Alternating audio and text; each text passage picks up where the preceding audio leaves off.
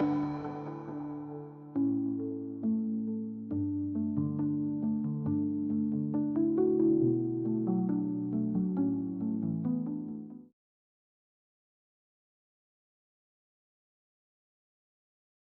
on mute. Okay, now I'm not on mute. I was going to do a CNBC accent. Now I can't be bothered to do it. Hey, you know why today's a special day? That's right, because Hassan Piker is streaming. And also, on top of that, it's the election, and I assume that he's probably streaming about that. But in the meantime, I thought that, hey, why let him have all the fun, Why let him suck up all these easy donations? Why don't I get in on it as well with my best buddies in the world, my audience? So, I think that we're going to start off with the most pressing question, which of course is going to be, who do you think is going to win and why? And I am probably not going to be reading the comments because you're all moving too fast for me. So I think that we're going to have to poll that with our good friend in the other room if he puts it up, which I'm not sure that he'll be able to do because I'm really unsure about how any of this works. I have no idea how I'm talking to you right now. Let's be honest, I don't know much about the physics behind telephones. It is still a mystery to me today how you still got the Morse code going beep, beep, beep, beep, beep. How did it know how to do that in Montana? That's the big question that I want answered. But in the meantime, thank you very much for that easy donation disc of $2. Cheap bastard. Now, well, he's better than the rest of you. And thank you so much for it, sir. I do very much appreciate it.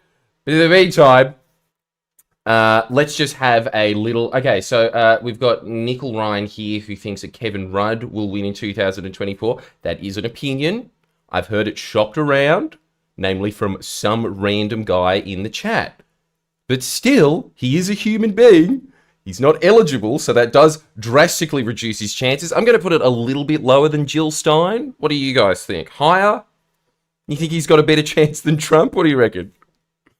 Ain't no live stream like a Geordie live stream. Wow, that is really confident coming off. Thank you so much. We've been going for 2 minutes, and I've already run out of things to say. Which one do you think is going to win? Is this functioning? That's the first vote that we have. That is not the vote that I wanted, but that's what we'll do with another. I don't know. Well, thank you so much for the cash donation. I very much appreciate it. That's very nice of you. I suppose that is a vote that you can endure if you so feel. It's getting a lot of votes. I've got to say, 1,000 votes. Jesus.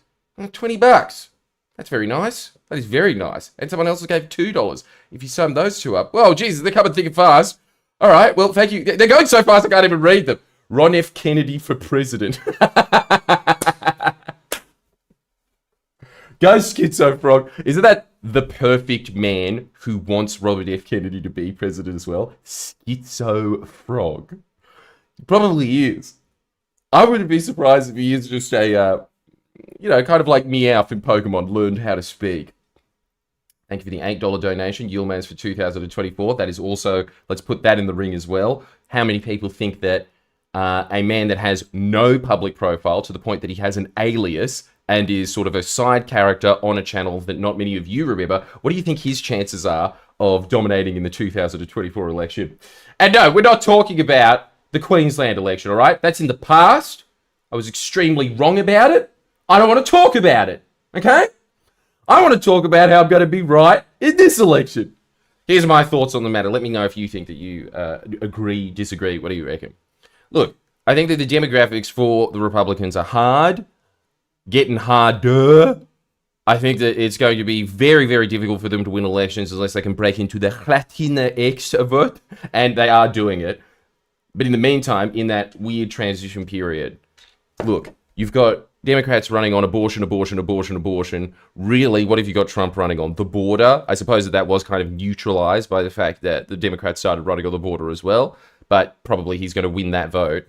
But really, other than that, what is it? I've been on Joe Rogan. What do you think? Damn! Steady trousers! Plop, plop, I'm pooping to this. Hey, Steady, can I just say, thank you for being a steady viewer of the channel over the years. Really means a lot to me, especially because all of your comments seem to be, I'm shitting to this. I am glad to hear it. Thank you so much. Now, in the meantime, what do you guys think about this? Thank you so much for all the donations, by the way. Keep them coming, because that's really how we keep this channel going. This revenue stream that we have just invented. But honestly, Patreon is how we keep it going. So if you aren't a patron, please sign up to that. I think that you are doing a civic duty if you do, because we are able to produce a lot of content now, because we have a bunch of staff that are able to do all these things. But guess what? They need wages to do that. So if you could sign up to Patreon, that would mean a lot to us. In the meantime, I'm very much liking all of these donations. 5, 10, thank you so much. Appreciate all your vids cards, even though I'm not from Australia. You make it fun to watch. Jesus, I should hope so. Seeing as you aren't in this country, why do you care about Queensland? I barely care about Queensland. Not that you just might be a more empathetic chap than I am. And thank you so much for it, sir. That's great. Herman Cain for president. Hell yeah, Mark Tripkovsky. Can you just have normal English names? Look at this. This is Daiko Ichigo. Where are you from? Japan or something?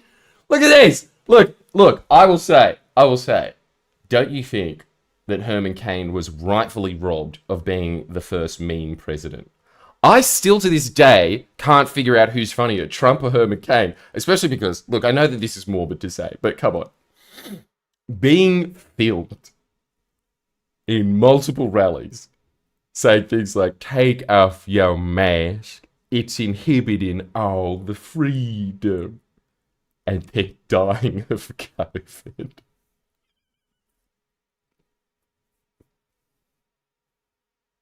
All I'm saying is, he was taken from us too early. He should have been president. Or at least, come on, put him up instead of Romney. I mean, Romney's a nice guy, but I'm sorry. I prefer my president to be funny. Oh, it was such a crime. Anyway, Austravo, $20. Wow, 1 from me and 19 from anyone else who can't afford but loves Mr. Shanks. You're a very sweet man. Look at all these sweet people. Very nice and endearing to look at all of this, isn't it? Now, who do you think's gonna win? And thank you for the $3 and thank you for the $2. Like Eisenhower, Jim, we've got to say it all together. Come on in the chat. Let's get busy! Might be one of my favorite Simpsons jokes of all time. Why, though? I really don't understand. I think it's just because of how cheap it was. It was just clearly frantically, Professor Gascan and former President Ike Eisenhower. Let's get busy. Now, the other thing I've got to ask is, why does he say, let's get busy? Is that to do with anything, or is that just something that Krusty thought of at the time? See, this is really what we should be discussing on the first pod. Obviously, on a Friendlyjordies live chat. That is the essence of this channel, isn't it? Minutia of a show that hasn't been good for 30 years. And let's keep going with it. What do you reckon? Why is that the case? I really want to know that. I'm sorry. I'm stopping the chat right now unless somebody gives me the answer that I'm not reading out anybody else's donations. Why does he say that? Okay, yeah, and also Tyrone Cook makes a very good point. Lord Pulverston is also another good Simpsons gag. Look, on one of these live streams, what do you think about this? And I'm very sincere about this. Got to come up with the greatest Simpsons gags of all time, top 10 list, to accompany top 10 cutest dogs. And of course, my other greatest video of all time, my impressions of Simpsons characters, which you, every one of you out there, said that I sucked at it. Hey, guess what? The chick that does Ralph says that I can't remember what her name is, but why have I got another screen? Jesus, I've got my face on 3 fucking things now. Oh, I shouldn't swear. Oh, this is what I set polls on, is it? Ooh. So, let's do the most important poll. Thank you very much for that, mystery man. Here to serve. And he does it. Clearly, with gusto. Let me see. Let's see if we can get a poll going here. All right, here's the poll. It's very original. I bet you no one else is asking this on any of their streams today. Who do you think is going to win? Oh, no, wait, you can't, because you're going to do yes or no. Is Trump winning? No, wait, let's make this more internet-y. Is Trump taking the dub? So dumb. There we go. What do you think of that, smart guys? Thank you very much for all of your donations. I very much appreciate it. I will start looking at some of these chats. That's probably a good idea. I've been a fan for a while. Vote President Geordie in 2024. I'm not running, but I appreciate your confidence in me not running. George Santos 2024, another good one. Look, I very much like the fact that people are giving me money to read out stupid ideas for presidents. You guys are kings. Every last one of you. Except those that don't give me money to read those things out. So a very small percentage of this audience are kings. Now, who else have we got here? Damn. God damn, there's a lot of you. Thank you all for it. If Trump wins, can you sponsor my work visa? Subscribe to your Patreon. Thank you. Very good reminder. If you aren't subscribed to the Patreon, what are you doing? Oh, no, wait. Basically, because I'm still trying to figure out what this format is and why people watch it. We've already got 1,300 votes on Is Trump taking the dub. It's been up for a minute. Wow. You're a very engaged audience for an audience that this doesn't really affect many of you, does it? So, great. Michael just gave me $5. That's great. Thank you so much. McShortman, $2, says Chris fully wears women's underwear. Good to know. Might have to do a whole expose video on that based around your comment. So you better be right. Otherwise, you and I are getting sued, buddy, because I'm going to put the blame right on you. That's right. We're in this together, mate. Election is rigged. Thank you for the update. Just like 2020, eh? When will they get their act together? It's like a third world country over there, isn't it? In many, many ways. Anti-Richard writes, I read, is Trump gonna take the dump? I hit yes before reading it properly. Okay. This seems to be a very niche problem that you have drawn our attention to, sir. I don't think many people read it as, is Trump taking a dump?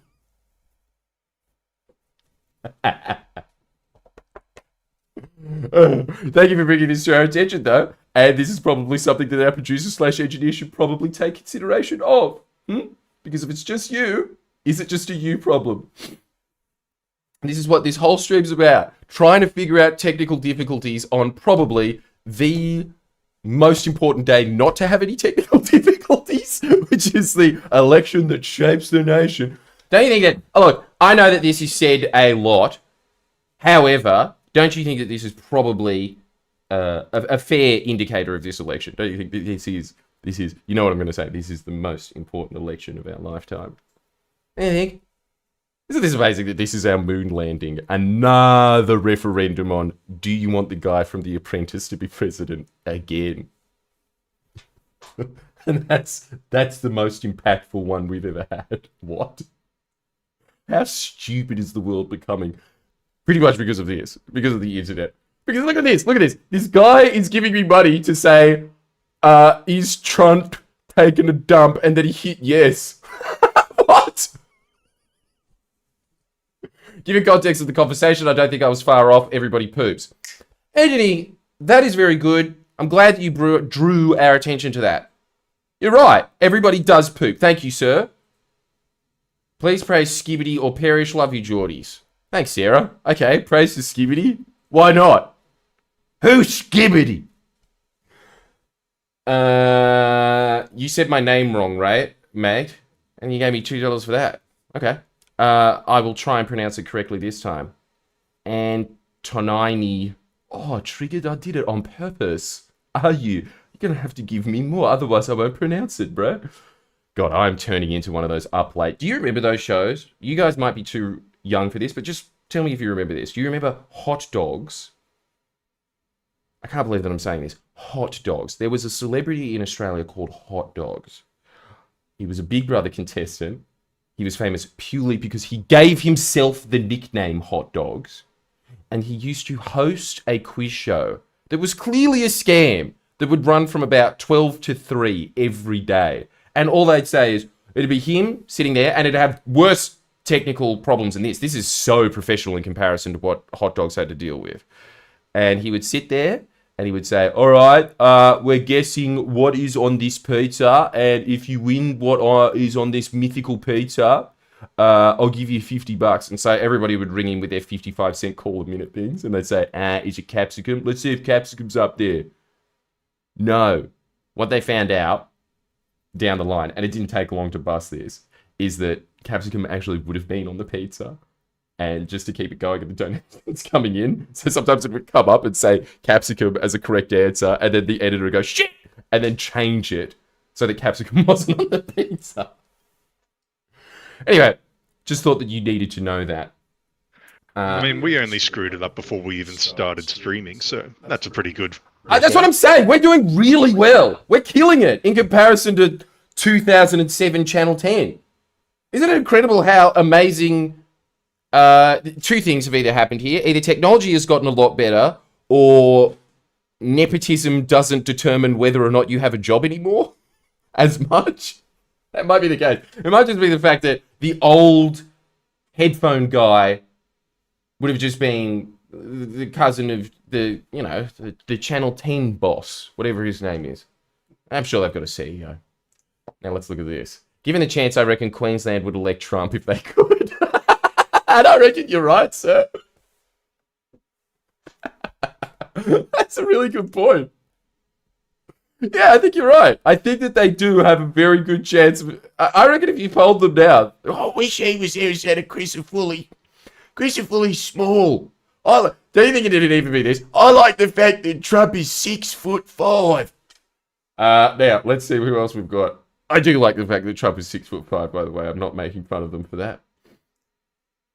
It does make him look more president-y. Duckfoots. Pronounced that one correctly. Correction, he's taking a Tronald dump. Sir, that's what we like to see. You know? You made his comment more efficient and make more sense. And again, we are talking about a man that thought we were polling if Donald Trump is taking a shit right now. All right, I think this is the whole thing. Is Trump taking a dump? We've got the answers on this poll now already. 86% of people say yes. Right now, he's taking a dump. Well, I guess that stats don't lie. You know? We have the data. He's doing it. What does that make you think of? You know, I have thought about that quite often. Let me know this. Okay. All right. This is another question that needs to be asked. Let's try this one out. You ready for this? You ready for this one? Starting a poll. Let me ask you this. Have you thought about Trump taking a dump before?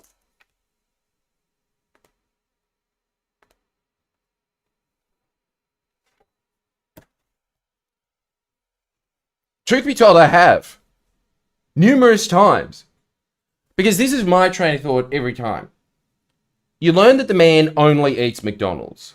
And then you think, how clogged must that guy's intestines be? You know how the average American, when you cut their guts open, there's like 2 kilos of rotting meat in it because of all the eat a whole steak and get it free places there are? Every time I think about that, I think, God, Trump must take a bunch of dumps a day. They must be horrendous. How is he still alive as well? That's the other question. How are you nearly 80 and all you've ever... You're Richie Rich. You have your own McDonald's around you seemingly wherever you go. On your private jet, constantly there. There is just Big Macs and fries available to you. Now, I think that I speak for the average schmo when I say, dude, can you at least make a KFC? I understand that you're taking an even worse risk for your health with that. But I think that that's going to have to be the next poll after that. If you had to have the choice out of the two, it's like, yeah, okay, McDonald's, you're more functional after you have it. That's an advantage. But the disadvantage is, don't you think that McDonald's is about as close as you can get to eating edible paper? It's not... I just couldn't imagine being the supersize me guy for even a month. But Trump's been running that experiment for like 70 years. What do you reckon? Anyway, that's why I think about Trump taking a dump quite a lot. And I'd be very interested to see what your votes are on the matter as well. Seeing as, let's just see if there is that See, it seems to be a lot of like reacts to that. I think that I'm not the only one that's thought about this. But I guess we'll never know. Anthony Richards writes for another 10. It's like the Roman Empire. I think about Trump dropping the kids off at the pool at least once a week. No, once a week? It could really just be the man's one. I honestly think a big reason for why men 18 to 35 think that Trump is winning is purely just because he's in our feed most of the time. And yes, it has become like the TikTok trend about the Roman Empire. And I can't believe it so much. Okay, all right.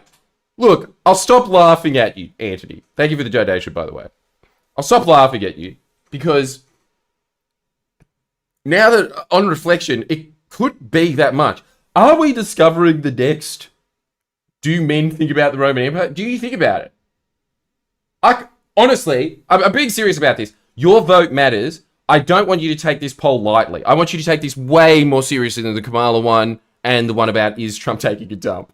Obviously, I want you to take it more seriously than that one. And that is the most serious poll that we've done on Friendlyjordies Live. Now, keep in mind, this is an extremely early show, but I think that it shows a lot that we are putting a lot of confidence into this stake. So I want an honest polling result. And if you've already voted, change your vote, if that's even possible. And if it's not possible, then you've already screwed up the polling. I might have to do it again.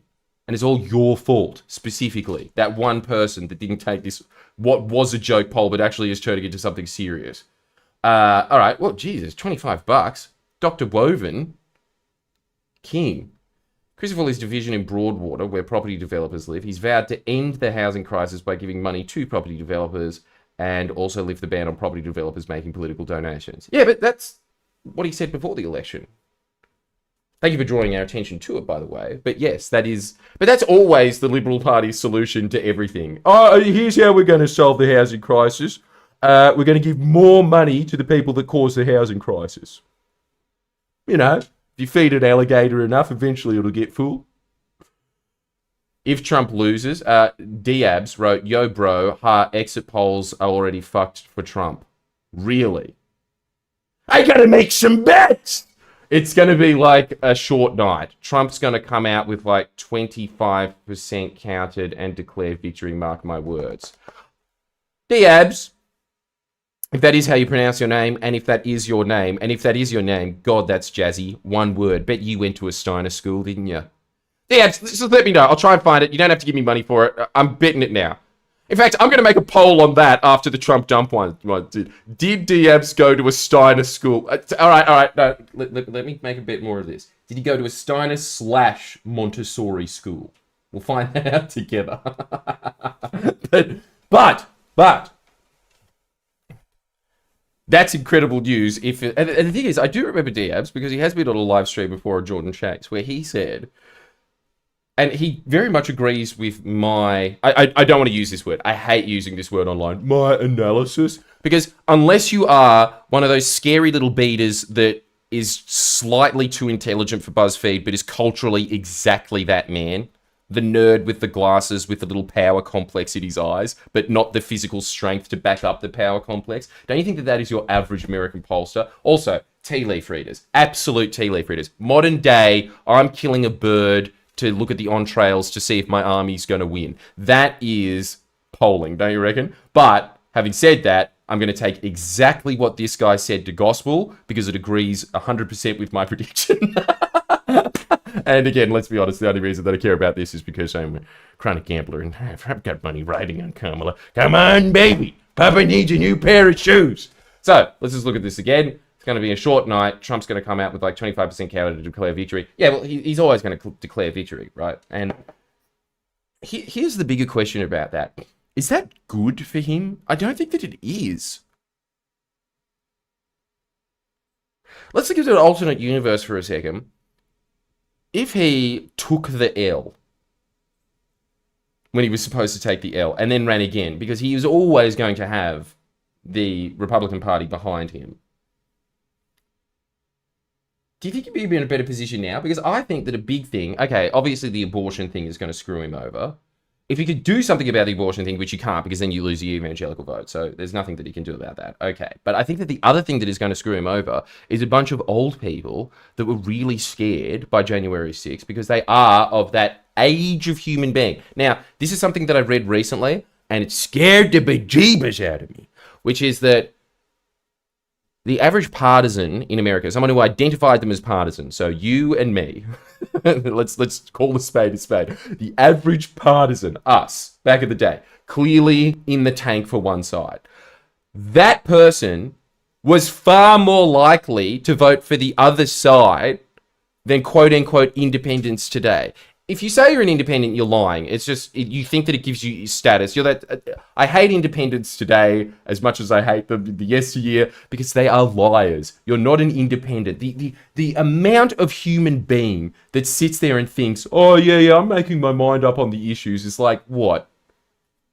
I bet you're like one guy that looks exactly like Colin Powell that's currently serving in the military. That's it. Just one guy. A guy that looks like Colin Powell. Everyone else made their mind up, or they're tricking themselves, and they did make their mind up ages ago, and that's just how it works. So I hate the fact that people call themselves independents. It's just like, you're fooling yourself. You're fooling yourself. But this is a very interesting point. People that were partisan back in the day were much more likely to vote for the other side. So think about that type of person in your head. Your average concerned American citizen that back in the 60s, they would have, I don't know, NBC News would have interviewed him. What? Well, you can just take those off if you want. You're not using them. Oh. I can hear clearly now the earphones are gone. I can see all obstacles in my way. Thank you very much, Mystery Man Producer. That was incredible. I feel so liberated. Oh, here to help. I can actually hear myself. I think maybe I've just been a deaf person on stream for the last hour. I'm dying, cunt. I don't know. I have no idea. I'm just sitting there. Maybe I'm just yelling a lot more than I should be normally, but I do yell a lot. But anyway. Let me finish my thought, and then I'll go back to all of the people that are giving me heaps of money for no reason, and I do very much appreciate it, because again, I appreciate all of these donations. They're very nice. I would have appreciated a lot more if you signed up to the Patreon, honestly, because I think that, look, my goal by the end of the year is to increase it by 500. That would be, if we could increase it by 500, I can guarantee you better produced videos, more thoroughly researched, which means that they have more impact. You know what we were thinking about the other day? In the 2024 election, I had to remember the year that I was in, but the one that happened in Queensland recently that I've been talking about for 6 months straight. This is something that we were discussing off here, that we were thinking about, right? How many people, before we started talking about the fact that coal royalties was what the real election drive is about, right? That you are getting money for your resources. Before that, how many people even thought about it in that framing, let alone knew that they were getting taxes for all their coal royalties, which accumulated, like, it was getting close to 10 billion. It's getting close to 10 billion. 10 billion extra in the pocket for you. And that was what was driving on to 9.6 over 2 years, I think it was. 9.6 over 2 years. Something like that. Yes, that's right. But I think that it was going to increase a little bit more and then start petering out, depending on how much coal was getting. Anyway, that's beside the point. The point is that you were getting money for your resources. 10 billion extra that's gone now. But that was going to lead on to this big energy transition that Labor was putting forward, right? How many people do you think knew that before we started talking about it? I honestly think that we made that an internet talking point. I think that people were voting on that because of us. That's the type of work that we do. We are able to move the needle. Now, is that enough? No. But the point is that every election is about forming coalitions. And I think that the fact that we are at this size now, we actually can do things like shape the narrative. So the whole thing is, if we are bigger, we can shape the narrative more. Sorry, I'll go back to this point. That independent voter in, what's the country we're talking about now? America. God, this is incredible. It's like a I am one of those old people. This is why I can see the way that they think. But they were those people that, back in the day, NBC News would be interviewing them. Excuse me, sir, who are you voting for in the election? Well, I'm a Republican, I'm a proud Republican of the Idaho district, but I think that Mr. Kennedy is going to be getting my vote this election because he has visions of America going to the moon, and I think that America should be aiming for the stars. That kind of guy. He still exists. He's 90 years old and lives in Nevada now. But he's one of those guys that believes in the whole American enterprise. They had more of a... This is something else that I think is very scary. And this is something that I think I've been pushing towards this year. And we are going to be moving more and more towards, which is this whole idea of civic duty. That is getting eroded more and more. So that person that thinks about, like, you know, the civic institutions that uphold America, that was a big element of that type of person back then. Obviously, through the generations, we've become more and more degenerate to the point that we've become us, and we are sitting there looking at a meme getting elected in the most powerful office ever, and we sit there and we're like, it's funny, it's king, it's so much. Like, and I'm absolutely part of it as well. I sit there and I look at a meme getting elected, and I think that's mad. But don't you think that, like, the fact that old people are scared by a meme getting elected to office, don't you think that that's how you should look at presidents? We just don't. Anyway, I think that guy is going to turn out in droves and they're going to be scared. That sort of Mitt Romney Republican. There is a reason that they've been moving towards aiming all of that. And I know that all of these online commentators are always saying, why are they even aiming at that? Why are they doing this old triangulation stuff? It's because those people are reliable voters. They see voting as a part of their civic duty to America. They come out and vote. They have been socialized into it for 80 years at this point. And so you can peel some of those people off. And if you peel off a bit of that for the Republican vote, that's goodbye Trump. Sorry, Diabs. Thank you so much for your contribution. But we will go up to all these other people that have been donating huge amounts of money. So thank you so much for it. Really appreciate it. Look at this. $30. Geordie, how are you so pro-Labor and so anti-MAGA? All the people that endorse Kamala are all people on the Diddy tapes. We heard it here first. Kamala P. endorser. The Democratic Party, party of war, are 100% guilty of everything they accuse Trump of.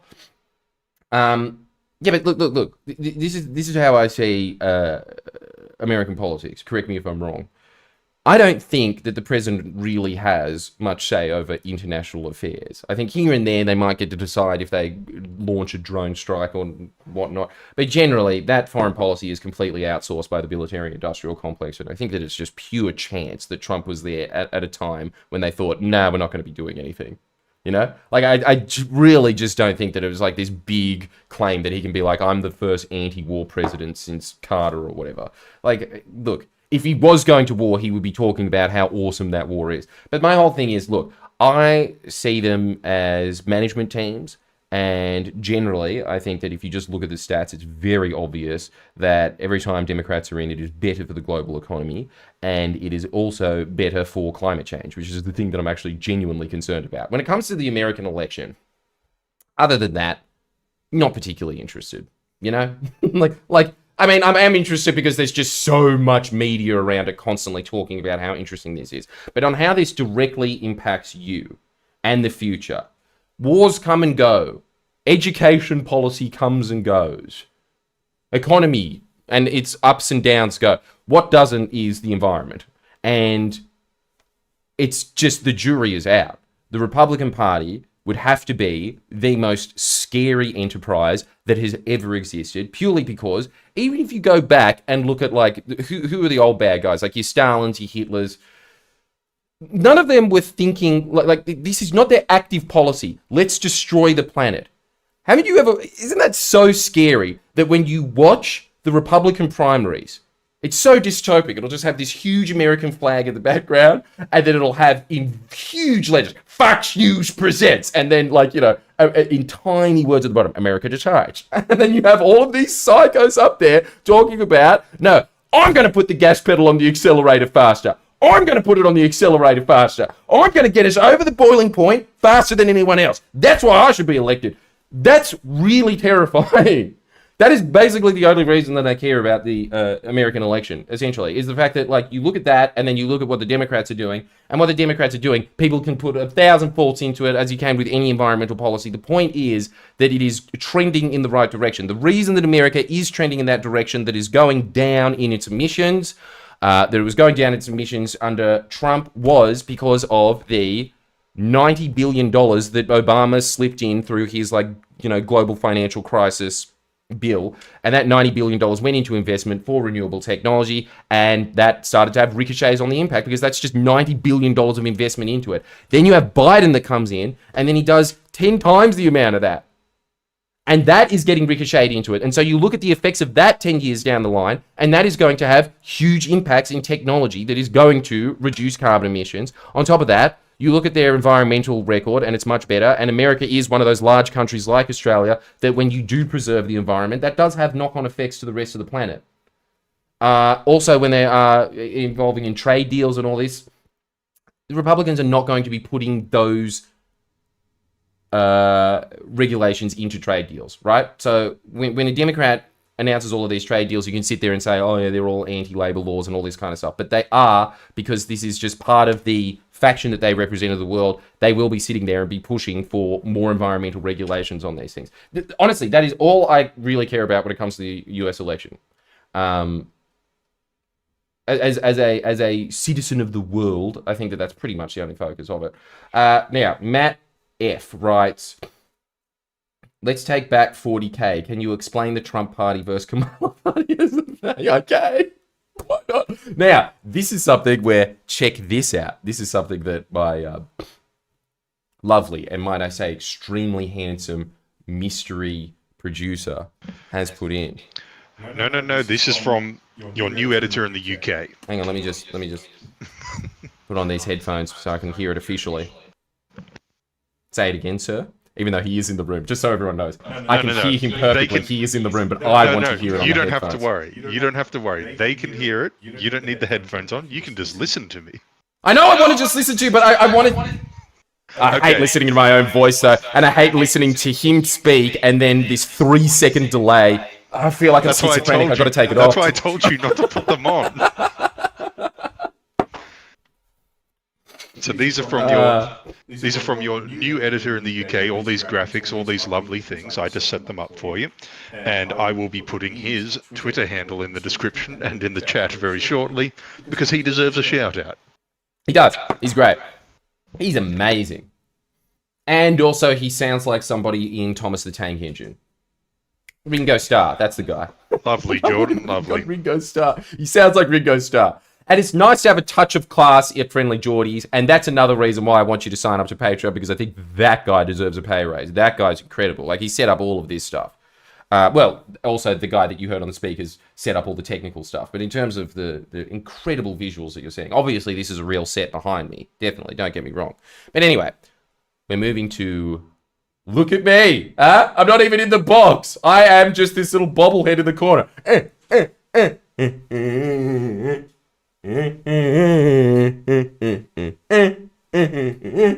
Now I can't remember why I put myself here. I got distracted with my dance. Why did I put myself? Oh yeah, that's right. Let's look at 40K factions and what the... Yeah, okay, look. That is a good use of our time. Thank you, Matt. Everybody else wasting my time with these other questions. Well, actually, Andy Mack has one here. Thank you very much for the $5 donation. Keep the donations coming. Saw you at Briz a few years ago. You were with your missus, so I didn't want to bother you. Noticed you had a juicy behind. Do you still have one? Yeah, for some reason I'm thick. Man, I would be the hottest woman ever. Anyway. Born in the wrong body. Now, let's see.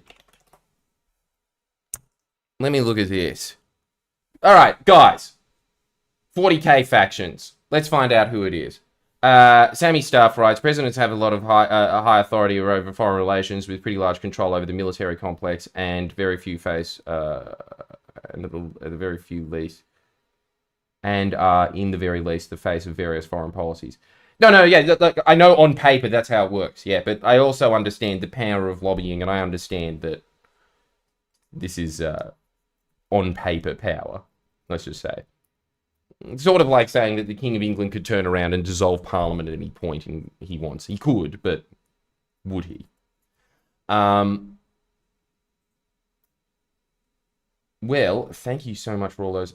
Guys, we also have to figure out as well, what are they? What is Kamala Harris in the 40K universe? What's Trump? And what are the factions that they represent? We've got to figure that out. What do you reckon?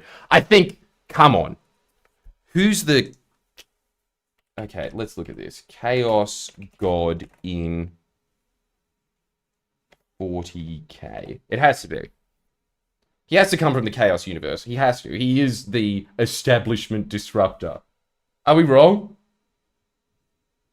Unwoven wrote, remember the blokes yelling gay sex as an answer to your Newcastle show months ago? Sorry for that. Was me and my brother. Anyway, read my other bloody $10 super chat. Why are you all such kings? I don't understand. Oh, you're all so funny. I don't know how to find your other super chat, though. I'm too stupid. Oh, maybe I could do this. Look at all these other people that have donated that. Like, these guys, sorry. Okay, first off, you ruined my Newcastle show. And by ruined, I mean made it. You are way more entertaining than me. I've also got to find this goddamn chaos god. So many things to do. Come on. Come on, as if that's not Trump. Corn the blood god. Huh? What do you reckon? Am I wrong? Let me know. Now, to your question, Medigo, right? How much do you have on Kamala, you gambling addict? That's for me to know and for you to find out. I don't want to talk about this anymore. And I also got to find some other top chats. I can't find the other one. I've got to go up and look for you, I suppose, young man. And I will try my best to find you. That's my commitment to you. I'll find them. I'm sick to death of having this as my background as well. It's freaking me out. Look at this. Look. Ugh. I'll find you the chats and bring them. Thank you. And back to this setup where I only have several Warhammer figurines instead of the whole thing being surrounded by it. All right, I'm going to find, just for a little bit, 40k background.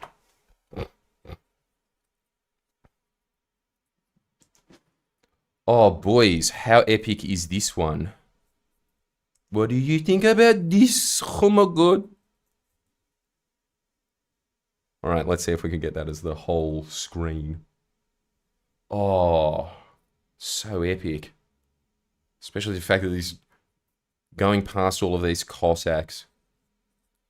Wouldn't that be so crazy if, like, in 40,000 years that, like, actually happened? How far in the future, though? What do you reckon? What's your prediction for when true Marines in the US Army start looking like that? 5 years from now? It will be pretty baller, won't it? When you finally get to the point that you are a knight walking around with a machine gun. Oh, here we go. Thank you very much. I'm going to take that very nerdy screen off in a second, though. Matty F. Do a control F to find people. Mr. Spook, Kings. Now this is content. No, you did not. Also, Mr. Arrow, I've just got to point this out as well.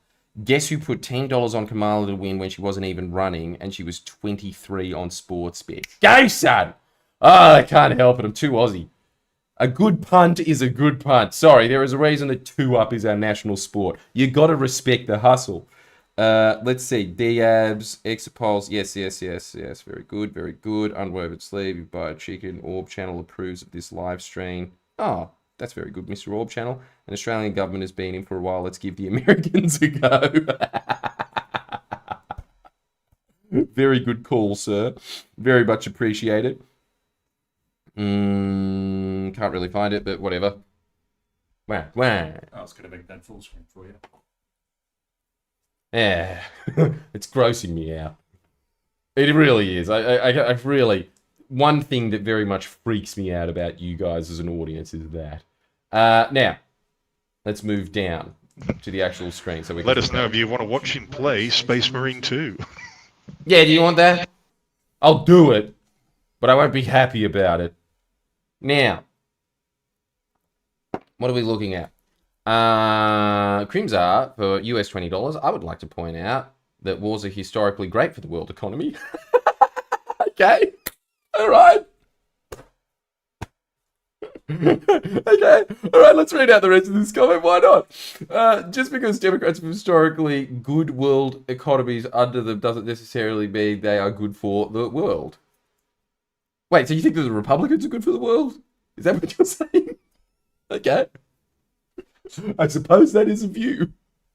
Like, we are talking about the party that started the Iraq War, right? Like, everything else that the Republicans have been moving afterwards of saying, oh yeah, we're very anti-war. What have they done, really? What have the Democrats done? They've actually been quite a benign warmongering entity, really, if you think about it. Like, it's not... It's... Look, the thing is, I think that you have to understand, whoever is president is going to be at the behest of that. That is going to be their special interest. It is very much like in Australia, where you have the mining industry that really does call the shots at the end of the day. Really, I'm just much more interested in the fact that there is a faction of power in the most important country on earth that drives the global economy that seems to not be suicidal. I like the fact that they take climate change seriously. And also, I like the fact that they take deforestation seriously. Also, this is something else that I think is severely underrated and something that I should be talking about when it comes to Labor and Democrats and sister parties across the planet, I suppose. They are starting to take the ocean seriously. And that's big. You know what else is big? The fact that my hair is so bad.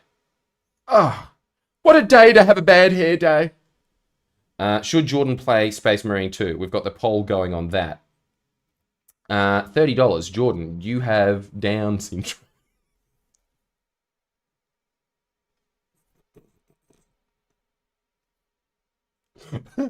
I just read it. I didn't read your comment before reading it. Look, I approve of the message. I don't know if I approve of saying these things on stream. But yeah, okay. Probably. Thank you. $10 New Zealand. What the hell is that? Like $1 Australian? Everyone who supports Ukraine and Labour lifts is yoked. All the twig arm soys support BLM Gaza and don't vote because my revolution is coming any day now. Everyone who supports Ukraine and Labour lifts and is yoked. All the twig arm soy boys support BLM Gaza and don't vote because my revolution is coming any day now. See, this is why I shouldn't be streaming. I do not understand internet logo enough to make sense of that, but thank you very much for the donation, though, sir. The thing is, I honestly think that. I think that that man is far smarter than me, and he's just... Look, I am someone who speaks German trying to figure out French. I can catch a few of your words out here and there. But it is a different language at the end of the day. You are going to have to bear with me. CP Chromosome writes, how dare you gloss over my question? When are you going to visit the best city in Oz and perform in the best stage, aka the Glass House? Well, let me just find out what that is by switching over to... the goddamn Space Marines! Get off! Alright, I'm just going to look at the Glass House. Glass House Theatre. Oh, Port Macquarie. I performed at the Glass House. What are you talking about, CBT Chromosome? It is very nice, though. Everybody, just have a gander at this. Wow. You know why it's like that? It's the same thing as what happened in Hobart. For whatever reason, their university down there thought, like, let's spend $100 million on a theatre. Okay, but I think there's probably a better use of that money. Apparently not. And then it came to that as well. Port Macquarie said, here's what we're going to do. We're going to become an entire, like an art centre of New South Wales. No, Australia. We're going to spend a huge amount of money on this theatre here. And, we didn't. Okay, the biggest act we've had here is a Queen cover band. And, of course, Friendlyjordies. Now, let's move on to this before anybody sees the vast amount of pornography that I have on my computer. I don't know. Obviously, I'm not that stupid. But now, let's go back into the comments, shall we? If I can move this. Being a fan of you for years, Gabrielle, gave me 49 quid. That's right proper of you, it is. That is right proper of you, sir. See, why has everyone from Britain got class? Why didn't we get any? Oh, right, the convict stuff. Legend, just wondering what your opinion, if any, on old UK MPs Tony Bennett and Dennis Skinner would be, and also if you're planning to do a UK live tour. Again, Legend, keep up the work. Thank you, sir. That's very, very nice of you. Very nice of you. Very, very, very nice. No, I don't have any opinions on anyone from the UK Labour Party. I know nothing about UK politics. I was briefly infatuated with it to the point of like, can Nigel Farage do it? Can he topple the entire Conservative Party? Because what a feat that would be. Toppling the... And it looks like next election he could do it. What the hell? That man has to be the most effective political operator in human history. Who else did that? Just gladly, as a side hustle, brought the UK out of the EU. Just a little side quest. And then comes in and then takes down one of the major parties and reshapes it in his name. Holy hell. Anyway, so I was briefly interested in that. Other than that, I've got no idea when it comes to the UK Labour Party. But funny you should mention that. Yes, I am going to start touring in the UK. And the reason I will is because I'm sick to death of the lack of class of you, the Australian viewer, aka virtually everyone watching me right now. I would trade every last one of you for somebody that sounds like one of the guys in the Beatles. No, I'm not going to mention the one that I mentioned before, mostly because I've also forgotten his name yet again.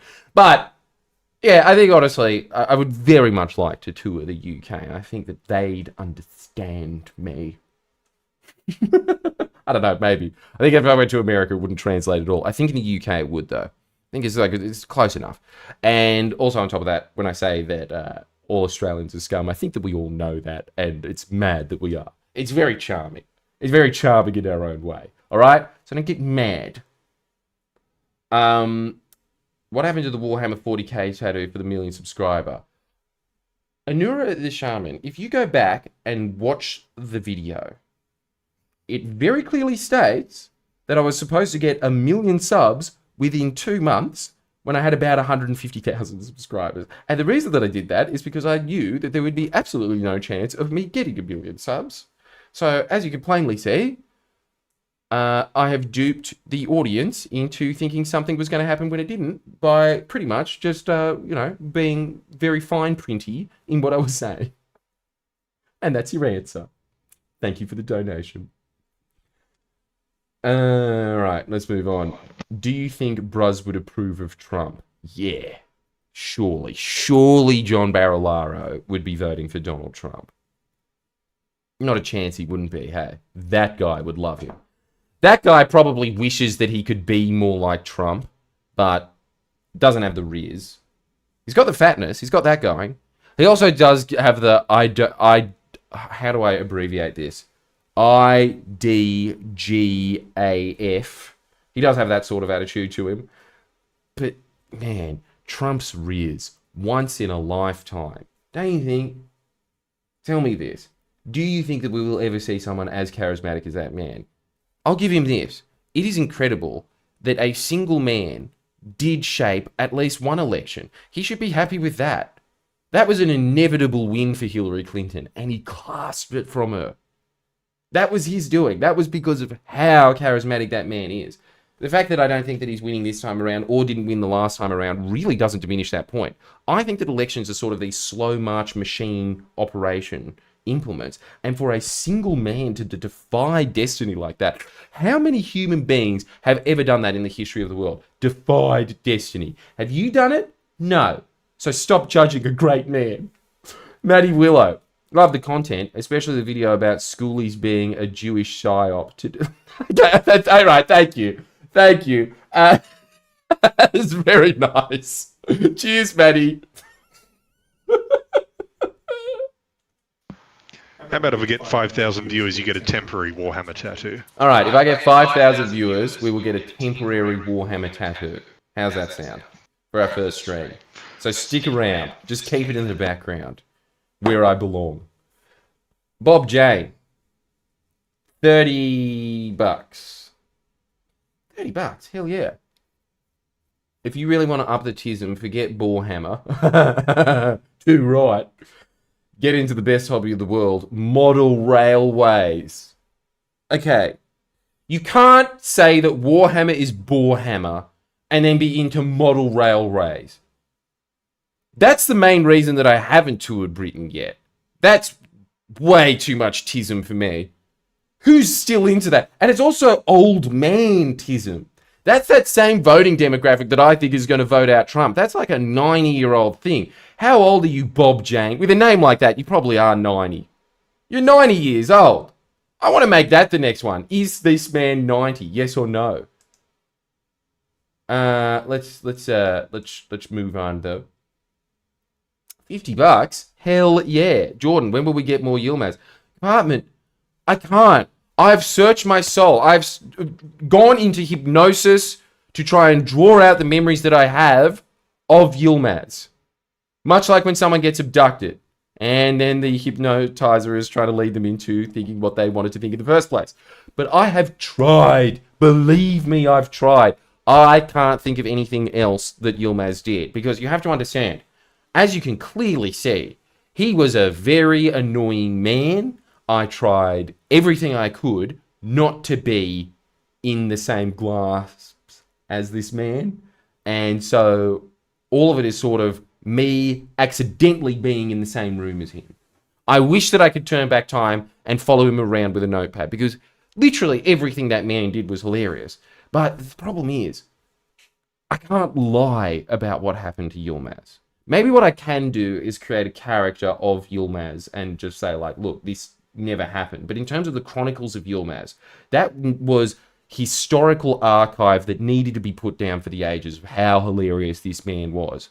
I can't blight that with omissions and mythology. That is a factual account of what happened, to the best of my memory, which we all know human beings' memories are extremely shoddy. Beryl Jiggly Bits gave me 169 EU. Sick. Thank you. Very much appreciate it. Alright, Mixed Dolan wrote, imagine if Trump was doing keto and all his political discusses are carb themes, like, I saw Kamala stuffing her face with pasta. Oh, no, wait, sorry, I've got to do the Trump voice, obviously. I saw Kamala stuffing her face with pasta. It was disgusting, folks. Kind of is like that already, isn't he? He does speak a lot about how other people eat. He's quite a clean freak, hey? It was disgusting. I said little bites, Baron, little bites. He's trying to stuff a whole subway in his mouth. Very, very gross. Wow, there's a weeb in the audience that keeps writing stuff in Japanese. Fistfight begins. Trump v. Bruz. Who wins? Good question. I'm not sure. As we could see from the footage, Bruz can throw a punch. Yeah, dodging versus pure power. Trump can dodge. He can float like a butterfly, and Bruz can sting like a bee. Isaac White, $30. When I'm president, I'll give you exclusive Australian press access to the US. Oh, thank you, Isaac. I won't be using it once. But I do very much appreciate that you are giving me a free pass into the press conference, and I will do my utmost when you are president to make an absolute spectacle of myself and draw attention away from what I am sure is going to be many, many drone strikes. Is that your policy? Drone Australia? Let's find out. Because if you are, there's all the more reason for me to support you. Matty Willow already commented, so I'm not going to be using him yet again. Let's find this other guy. Liam. How much do I have to donate for you to go to a DMT into Spirit Quest? $10 is enough. Look, what about this? All right. Whatever the price is for me to go to one of those shaman in the middle of the Amazon, and I can't imagine that being a good experience. Some old witch doctor smacking you with a branch for 6 hours, speaking in a language you don't understand while you're freaking out. Why does everyone want that? Especially when Sting did it and he cried for like 8 hours. I don't want to do that. I don't want to watch sad movies, let alone sit there and have an inescapable sad movie happen. Someone else just gave me 5. Let me see what that was. The best thing Trump ever did was prevent Hillary from being president. The Clintons are the most sinister people I've ever seen, especially Bill. Well, thank you very much for the $5 US, and that is a very internet-y comment of you. I very much appreciate it. There's a lot of people that do think that, though, isn't there? There's a lot of people that think that Trump was a better president than Hillary Clinton. And I suppose that it's always theoretical when you don't have the exact comparison. You'll never really know, will you? You'll never know.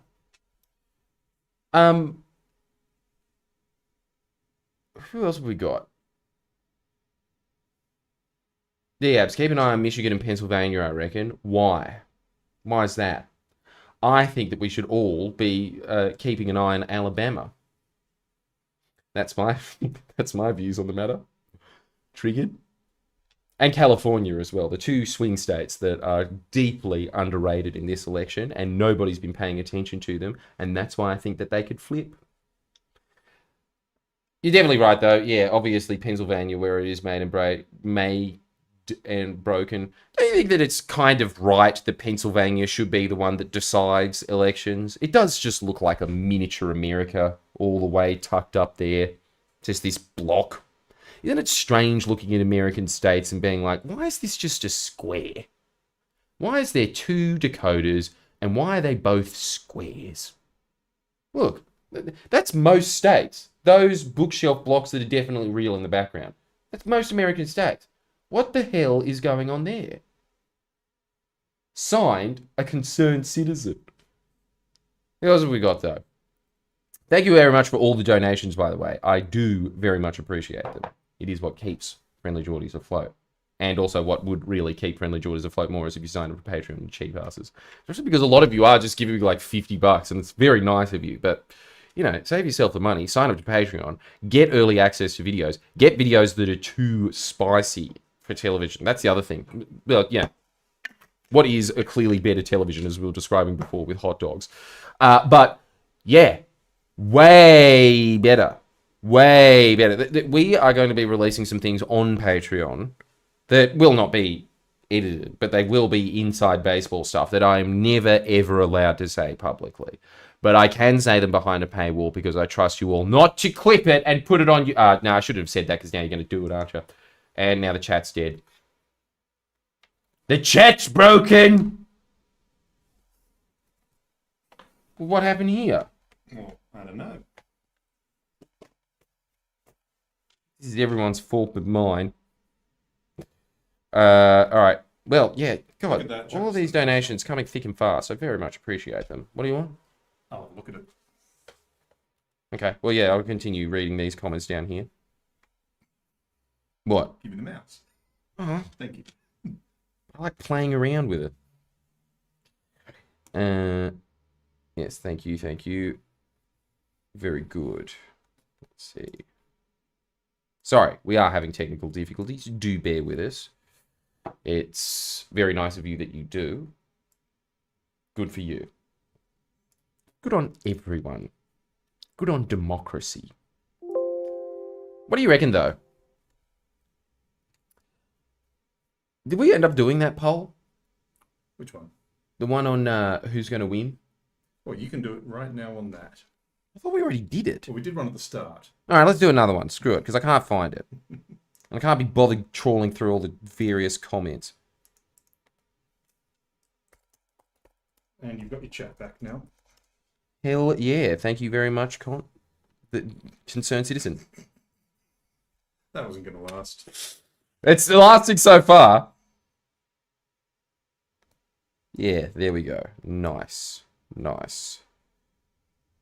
Luke Thompson with a $10 donation. Hey, big spender! Geordie's asking the real question. Is the Shapes Industrial Complex behind why so many states are just squares? Now that's something that is worthy of my investigation. Sir, when you do become president, I don't want your damn pass, okay? I want answers. First off, huge survey. I want it included in the census when it comes to America. Do they know what shapes are? If they do know what shapes are, is Texas's favorite flavor barbecue, as was led to us to believe in the old ad where they had a bunch of cowboys on the shapes that you were eating. You were eating thousands of cowboys, apparently. But they go, yeah! And then they'd zoom out and it was one shapes block. Is this because of that? Is that what's happening there? These are the questions that need to be answered. And if you aren't president, if you are president and you don't do that, well, we all know who's paying your salary then, don't we, mate? Nice little board job at Arnott's when you're done. Is that what you're going to do? You're just a revolving door, aren't you? Like the rest of them. What? So I was going to get up some polls for you to be able to switch to very soon. Oh. I'm sorry for interrupting. It's all functional again. There you go. Great. It got to be good if you could just take command of these things instead of me. Well, this is just the gear we had already, so it's looking pretty good for that. So are we just? You want me to look at exit polls?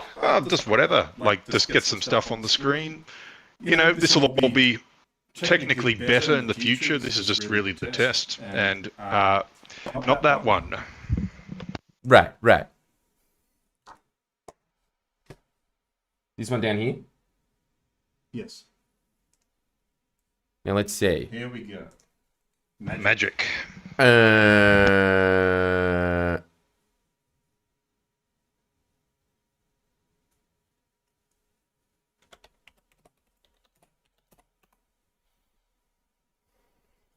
Yeah, so how are we going? What's going on? Early exit polls reveal angry and dissatisfied US voters. What? What? They're doing calligraphy reading now? What's happening? People stabbing their ballots? Ripping one name out?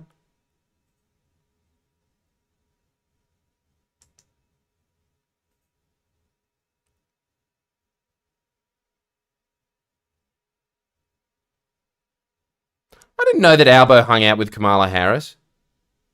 There you go. See, this is why 7 News is the best news source in the country. I don't know why you're watching me, frankly. Especially since they probably are going to have the paper shredder effect. Now, that is something that we are going to aim towards in the future.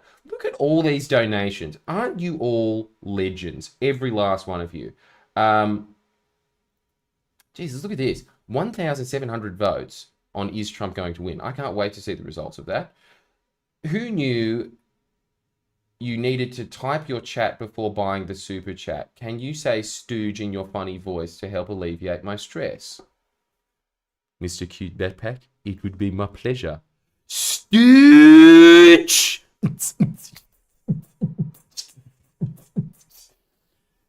That's what you get. That's what you get.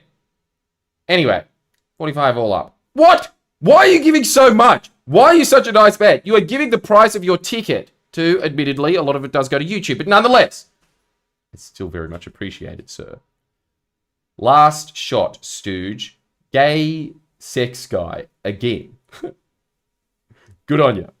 Come drink Fireball and explain Warhammer lore to me all night on my 23rd birthday, or are you going to Christmas Island with only cheese and bacon shapes? Unwoven sleeve? What the hell are you talking about? Why am I going to Christmas Island? Why would I be going with bacon and cheese shapes? You know I hate bacon and cheese shapes. You're doing this to rile me up. Thank you for all the money, though. Did you show off the cheese and bacon shapes on your new set? No. Let me do that. See if you can find them. Yeah, this is a little Where's Wally? And it's going to be particularly difficult because I'm pretty sure that I'm hiding it. I'm just going to get out of the way. For a second, everybody just look at this blank screen. I mean, for Christ's sake, that's like 80% of Hassan's stream. Him getting up and getting himself noodles. Look at this.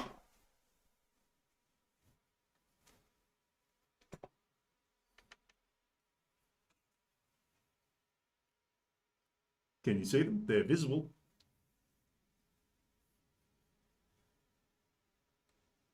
In the bin.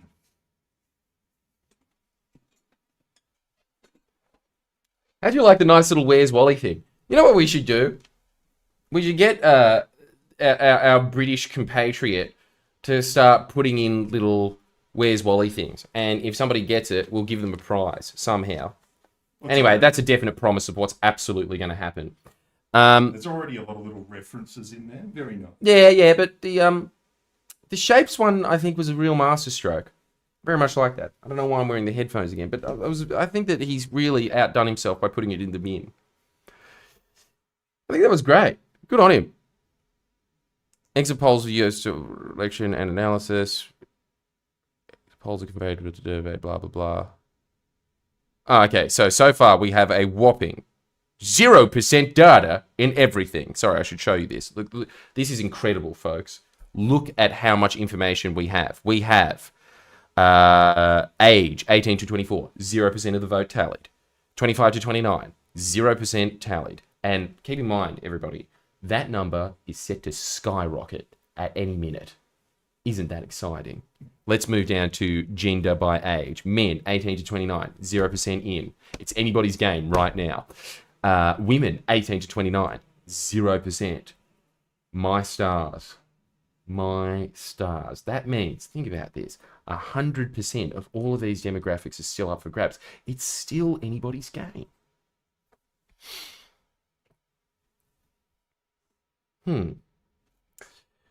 Unwoven sleeve. I do very much appreciate you giving so much. I really don't know what the hell you are talking about. I understand that you're having a birthday. So can I just say, I hope it's a shit birthday. Oh. And I also would just like to unfurrow my brow and then restate that as the exact opposite. Just reverse exactly what I said. Yeah? It's opposite day because we're talking about the Northern Hemisphere and it's nighttime there, I think. Here's another reason why we can move on to this screen. I'm sorry, I just really like pressing that button. Isn't it incredible? The future's amazing. This is technology that they didn't have in the 90s. I'm telling you now, this is better. Now, let me look at this. What time is it in America? Let's find out. Yeah, it's 8:30. Yes! Yes! I was right. Go me. The dumbest answer ever. All right. Let's moving in. Top tip. Put a sports bet on the person you don't want to win. That way, if they do win, at least you make some money. I mean, there's also the thing of, analyzing polls and looking at demographic shifts. But yes, I do think that that's probably a very good way of winning anyway. It's true. Yeah, you know what? Okay, do that. Put all your money on Cornel West, even if he's running at the moment. Then you're always right, aren't you? Very good. $17.76. That is a sick donation. I see what you did there. You're talking about a few years before Australia was settled that is completely insignificant to world history. Thank you for reminding us of the First Fleet in 1788. But thank you so much, Parker. Hey, Jordan, are you a fan of Chloe Swarbrick? You're very similar. You'll look very similar. All right, that's it. All right, that's it. It's time for me to make my own judgment on this. And by that, I mean divert the attention of thousands of people into this. Let's find out who the hell that is. Chloe Swarbrick. Member of New Zealand Parliament. Green Party. Hang on. Let me just get this up. One sec.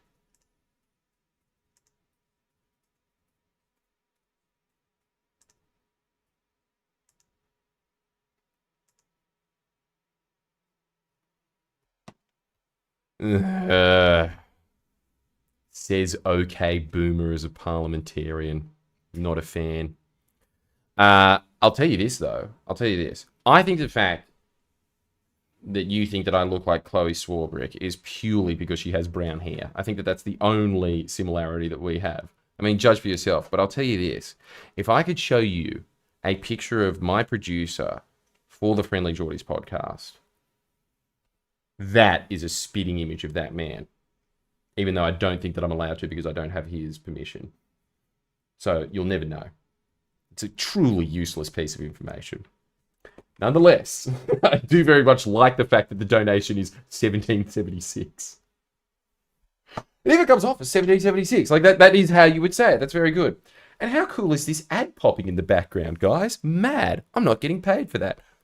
Fuck you, ad. Oh. Off you go. Cool. Now, let's see. What else has everybody else said? New Zealand, 9 buckaroos. And I do say 9 buckaroos because it's in New Zealand dollars. Hey, guys. All right. No, this is the next chat question. And let me put my case to this as well. Let me put my case to this. All right, hang on. We'll see this. Is Trump winning? Yes, 45. No, poll 55. I think that's honestly going to be fairly close to what the turnout's going to be. I think it will be like 55, 45. Thank you for that, but I've lost interest in that. Now, I've got the next big question that I think needs to be asked. Should Australia go back to the British pound?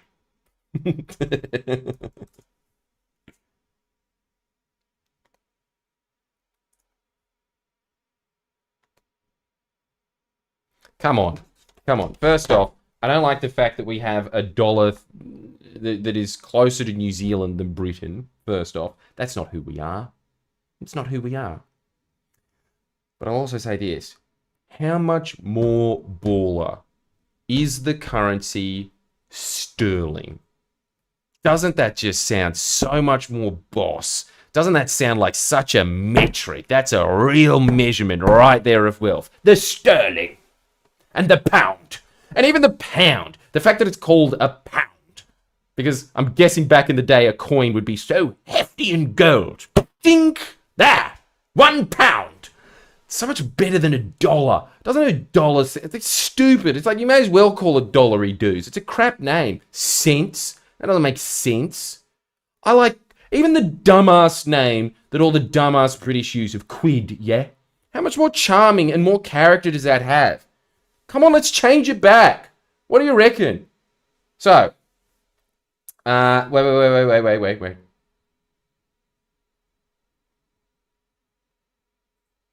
I should go back to this Kiwi. Let me just move up. People have said a lot of things since then. Crap.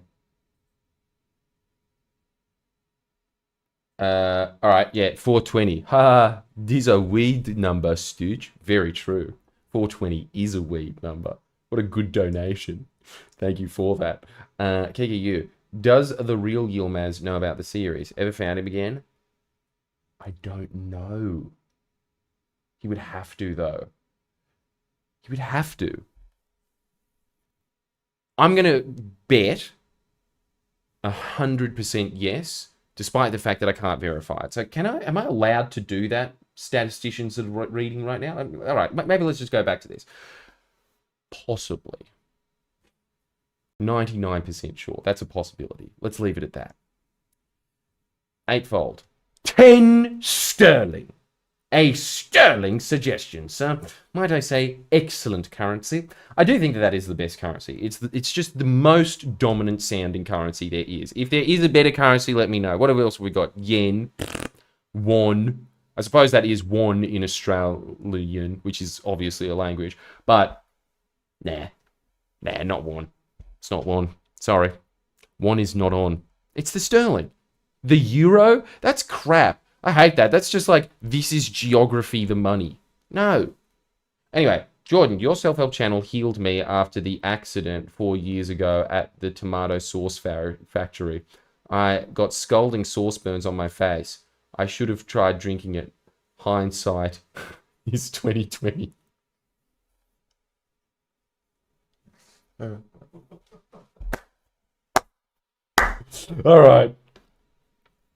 All right, that's it. Next poll. We're stopping this one now. Should Australia go back to the... What is wrong with you people? No at 52? I'm sorry. I thought I knew my audience. Shame on all of you. You should be ashamed of yourself. Here I am coming up with a mad suggestion. Immediately our money would be worth twice what it is, so we'd be rich as, because I assumed that wages wouldn't go down to match that. Imagine if you had 1,600 sterling a week. And still it doesn't go up. All right, you had your chance on this obvious official referendum. Let me just write this. You want to say it and I can type it? Huh? You can say that and I just type it for you. Well, either or. I'm halfway through this one. Well, Is hindsight is... I want to get this right. I want to get this right so that I can give it the respect that it deserves. Is hindsight is 2020 the single greatest pun ever made? Poll. What? No, well, thank you for it, though. Thank you for it. I do very much appreciate it. Okay, now, Cheeses writes, predicting Trump, but my poor sphincter is clenching for dear life of my intestines for Kamala. I'm predicting Trump. See, I'm just not saying where it is. Again, I think that the demographics are just against the Republican Party. They really need to encompass Latinos into the tent of the Republicans, and they are making inroads into that. But it's not happening this election, I don't think. Not enough. It is happening, but not enough. Especially to cancel out all the women that are going to be in polls. My body, my right. That will win that election, and also the scared oldies.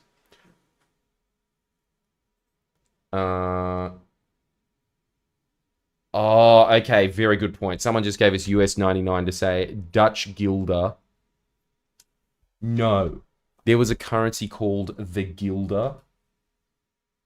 Is there a currency called the guilder? All right, I'm finding that out right now. That is... See, that's the other thing that was stupid, right? Like, how much better were the currencies before the EU euro came through, right? Like, the franc. He's got it there. The German mark. The mark is a pretty boss-sounding currency. Let's move on to this. I did not know that the Dutch was called the guilder. Let me just... I'm fact-checking this man that gave me a lot of money that clearly knows... Yeah, there we go. Look at that.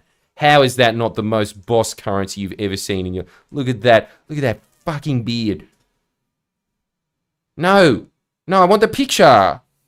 Whatever. Look at that. Just look at that for a bit. Come on. Wouldn't it be so much better if that was our currency still? The Dutch guild. I wish that instead of them just mapping out Van Diemen's Land and being like, it's not important, it doesn't have any spice, that they settled Australia instead. And then we might still have the guilder. Or then we go to the dollar again because we're weak. Why did we choose the dollar? Look at all these so much better sounding names. Yes, also. There we go. Huh? Anyway, the point is the coin's cool.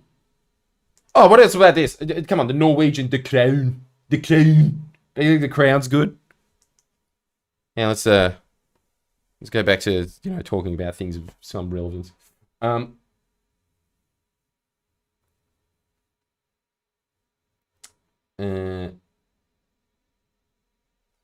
This is a great piece of information. Thank you for the $5. There is a semi-autistic guy on TikTok called Make Australia British Again, whose whole account is dedicated to the return of the British pound. And I got him, one of them. I didn't need to know that. That's not good for Geordie's self-esteem. That hits Geordie right in the kicker. I've got to say, all of these donations, you guys are legends. Thank you. Because honestly, anything that you do give out, it goes straight into the staff salary. For anything that I'm going to be doing for this, and for anything that I do for the Patreon, all of that, I think that is just going to go into expansion. So I do very much appreciate anybody that does give something to this, because I do think that we are impacting elections as they stand. Imagine if we could impact them more. It's my ultimate dream one day to get to a point where we just have like a counter Murdoch press. Wouldn't that be amazing? Anyway, currently driving a dozer through the forest in Queensland. Turned in to watch funny man talk about funny people. I pay you in gum nuts if I could. And I would accept them. Oh, guys, that's a good currency. Come on. The gum nut. Now, let me just check this poll for a second. Yes, it is the greatest thingy-mabob ever made. Good. I'm very happy about that. Very happy about that. Well done. Is hindsight 2020 greatest single pun ever made? The answer, overwhelmingly, is yes. I think that that's great. Good. Very happy to hear it. But now I've got the next one. All right. Should we, if you don't want to go back to the pound, let's ask this. Let's start a new poll. Should we change our currency to the gum nut? That's nice. It's nice and Aussie. Well, that didn't work. Well, it kind of did, because it kind of did put me in the center. The mystery man behind the thing is saying that I'm a bit off center, and there's nothing that triggers his autism more than me being like an inch to the right. So now we are here, and I did do that, but not in a way that would please him. So, as usual, no one's happy. We did it in a way that the audience didn't even notice. Yeah. Okay, so I didn't need to bring that up. Back to the real issues at hand here. Come on. Should we change our currency to the gum nut? I like it. I think that guy accidentally came across a great thing to move towards. I'm sick to death of all of this stuff of like, let's get rid of the monarchy. As you know, there is nothing that I more strongly believe in than having King Charles come here once every 10 years. I just one day want to do it. I one day just want to give him some flowers. Here you are, your majesty. I just want that. I'm sick to death of that being something. Changing the flag. I mean, not for it or not against it. I don't care why anyone would care about that. But come on, the gum nut. I think everyone would want that, right? Like more than dollary dues. Dollary dues is a bit like, we need a name that's funny the first time you hear it and less funny every time after that. The gum nut is simultaneously, it's quite sweet. I think it's quite sweet. It'd be quite cute if we had the name. Just 5 gum nuts, please. It's quite cute. It's quite sweet. It's quite innocent. It's very Australian. It sounds uniquely Australian. And that's all the reasons that I've got. But come on, vote for that. Look, we're getting quite a few votes for that as well. Look at that. Like, in a minute, we're getting 1,000 votes. Good for everybody. Canadian $2.70. Thank you, Jordan Shanks. That's sick, I think. Let me see the exchange rate. No, I'm checking out if you're a cheap ass or not. No, we're all judging this Canadian man for tuning in. Which, first off, I don't know why you are tuning in, though. I do appreciate you. It is amazing. This is something that I've got to get my head around. Why do we have so many Canadians? Why? Is it just because you're a cuck Australia? Sorry, I should stop insulting you. You just give me $2.70 Canadian. But let me do the conversion rate on that. $2.7. Okay, that's not a 7. $2.70 Canadian to Australian. $2.95. Hell yeah. Thank you for your pity. That's sick. I like it when people donate in different currencies. I'll even accept meme currencies. And I would very much like to accept meme currencies, actually. That is the best way to get paid for anything. In the shed, Jimmy's is betting on Trump will still skin only to ensure the end of the world comes quicker. And I'm excited. Take my money. No.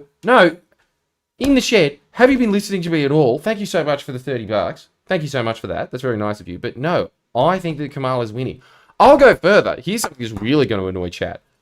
I think that Biden would have won. I think that it is completely immaterial who was at the top of the ticket. I think it is just the fact that Democrats culturally have won that culture war by their outreach. It's just a better campaigning machine with more coalition behind it than the Republicans. And the Republicans really need to do something about that. So I think that the fact that Donald Trump won is a fluke, is testament to the fact that he is so wildly charismatic. But I think that that's, it's lightning in a bottle stuff. He barely won the first time around. I think we all have to remember that. It is not, it's still a huge accomplishment on a personal level. It's amazing. He won an election because of how charismatic he is. Incredible. But other than that, really, the machine marches on. I think that blue wall thing is really hard for them to surpass. It's just the numbers are very, very hard for Republicans to win. $9.99 US. You chose the dollar to imitate us Americans, but judging by this election, you shouldn't have. It is. It says so much about us as a nation, doesn't it? As soon as the British Empire starts to decline. All right, referendum. Should we change to the dollar? Yeah, all right, it's the dollar now. It's the worst little brother complex ever. It's pathetic. That's why, look, if we are really going to charter our own destiny, and as we always say, this is a great Margaret Thatcher quote. Isn't Margaret Thatcher great in general? All right, that's the next one. After that, that's our next poll. Isn't Margaret Thatcher great? Yeah, do it. Margaret Thatcher's great. I want to see what the result was for that. Yeah, 87% gum nuts. All right. That's something that I can get behind. That is a compromised dollar, don't you think? Changing it to the gum nut. I really like the idea of that being a currency. Hey, maybe we should make an extremely predatory shitcoin that is called the gum nut. And you can be in on the scam. But I think that that's great. Like, really, that's such a better mark for us. It's great. It's awesome. And wasn't there a time, maybe it was because of that stupid little children's book with the gum nut. Look, I'm going to show the Canadian man here what I was talking about. But there was this little children's book that was about a little baby gum nut. Do you remember that?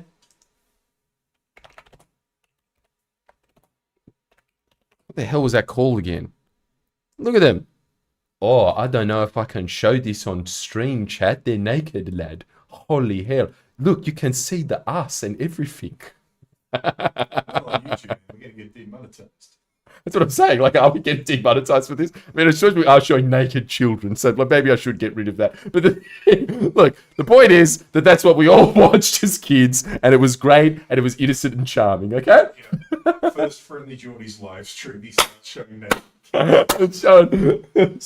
Show my cancelled Volsh accidentally, like I'm willingly just showing it. Look at that. Isn't that a great ass? I forgot they were naked. But of course they were naked. They're gum nut babies. Duh.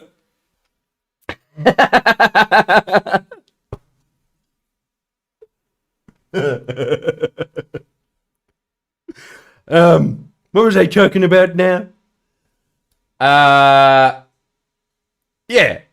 Look, I think that they paid in gum nuts. That's what I was saying. Either that or Blinky Bill. I don't know, some shit. Look, it really wasn't worth getting demonetized, was it? How ironic when we're talking about changing currencies. The gum nut wouldn't do this. The Greek had drachma. Oh, yeah, they did. They did. Now, let me satiate my autism. There should be every stream of this, shouldn't it? Isn't Margaret Thatcher great? I can't wait to see the polling results for that. But in the meantime, I can't remember what was the Venetian currency. I can't believe that I've forgotten this. The Venetian currency was the sterling of its time.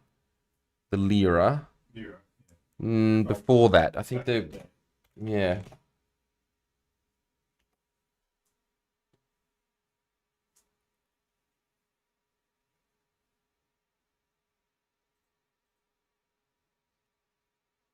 Yeah, ducats, was it? Like, yeah, ducats. Okay, so what was that? And then, of course, what was the Byzantine currency? Come to my live show. What was it called again? I think it was... I like the ducat better, I think, as a sounding name. They still consider themselves Roman. Is it ducat or ducat? Oh, wait, I didn't even write it in. I'm such an idiot. I think it's... Don't you reckon they would have pronounced it like ducat? No! Okay, I like that. That's a cool name. Come on. Solidus. Again, anything like sterling, pound, solidus. I like when something references the fact that you've got a piece of gold in your hand. You know? Like, oh, how weighty is that? That's a good currency, surely. Anyway, those are my thoughts on the matter. What are yours? I think like, hey, mystery man. Yes. What do you think about renaming it Gum Nuts? Sure, let's do it. let's You start. don't mind it? Let's start the movement. Let's start the movement. I don't mind the let's start the movement. We could do that, but also, yeah, I've just got to wonder, how's tech been going? Sync, volume, video quality, how's that going? Chat. Yeah. Let me know. We are just flying blind, so let's see if it's actually working. Seems to be okay. It does, doesn't it? Let's see. Greg Treasure Drachma. All right, let's look at it. Isn't Margaret Thatcher great? Oh, you guys are no fun. Obviously, the meme answer would have been yes, and yet only 40% of you got in on it. Disappointed. Yeah, that's right. I could do the same thing to you. You can sit there, Redditors, all day saying you're disappointed, but guess who's disappointed now? Very disappointed that you don't think that Margaret Thatcher was awesome. All right, let's change the question to, isn't Margaret Thatcher hot?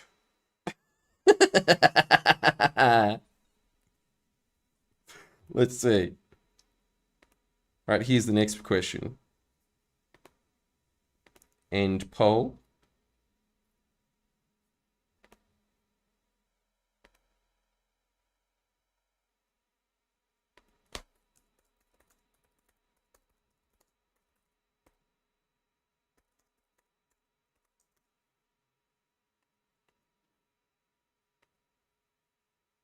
Probably should give a capital T to Lady Thatcher's name. Start poll. Now, I'm assuming that that's going to be, I'm going to guess, an overwhelming 80% of people will say that that is the case. Damn. See, how good would this be? Okay, if we call the gum nuts as Bolt barking at the moon, $2 donation, thank you very much. Roads, right.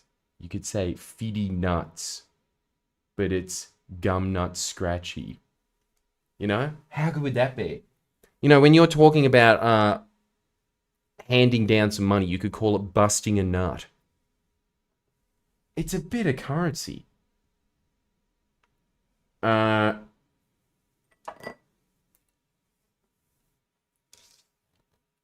also, don't you think that that would be like, okay, it would give so much meaning, new meaning to the phrase, the bank has got me by the nuts.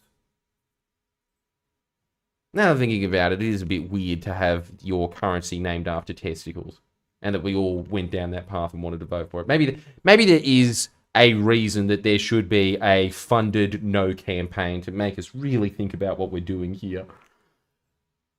Galtron Virtual, $20. Thank you very much. That's very nice of you. 10th on live stream. All right. You're a big spender. Thank you. Not entirely sure what I should say here, so I'll go for a political story about myself. I got so angry about US politics and the war in the Ukraine in year 12 that I wrote my own constitution and political system called quadrilism. What the hell does that mean? You got to say that that's quite ambitious. You know, Thomas Jefferson wasn't writing the Declaration of Independence in year 12. Not bad. I, for one, think that it would be, you know, not filled with any holes whatsoever. I think it would be very well thought out, sir. Very good. Thank you, Friendly. Have a good day. That's very nice. Thank you. Canadian $2. Thanks, Obama. All right. Chaos at $3. Hey, Friendly Harry. Hope you're having a good day. I am Chaos. Yes, I did the itchy. Let's see here. 1,000 yen. Take my yennies. Isn't that what a yen is? A yen is a penny, right? Like if you have 100 yen, you have $1, more or less. Yeah, yen. I'm very happy to see the yen because it's got a cool little, like, very imperial Japanese number to it. But I've got to say, you know, still, I think the sterling is still the best one alive and kicking, and I'm very glad that they left the EU so that they could never be coaxed into having euros, frankly. That was worth it in its own right. Just that one thing.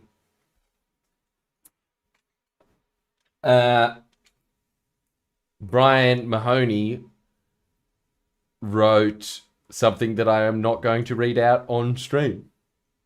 But I appreciate the $5. $50. 50.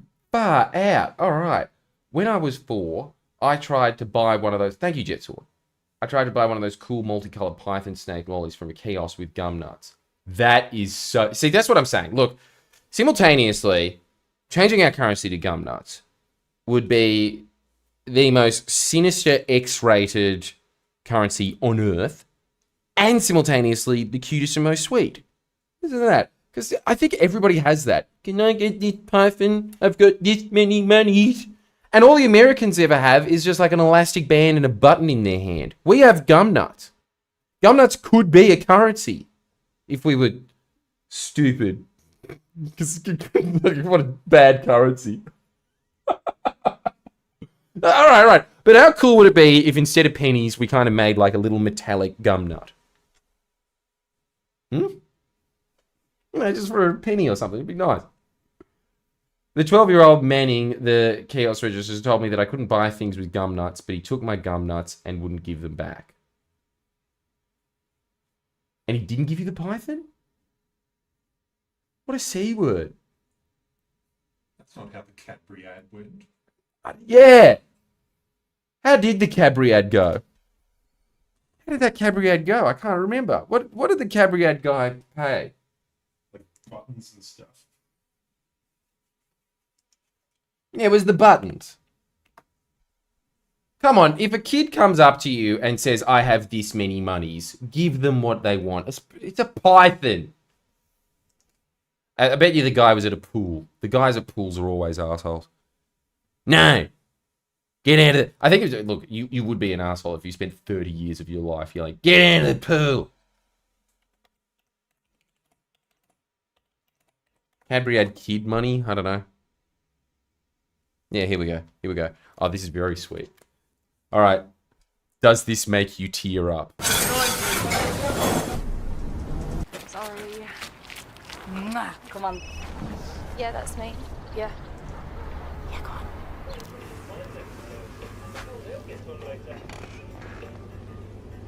I'd like a bar of chocolate, please. It's for my mum.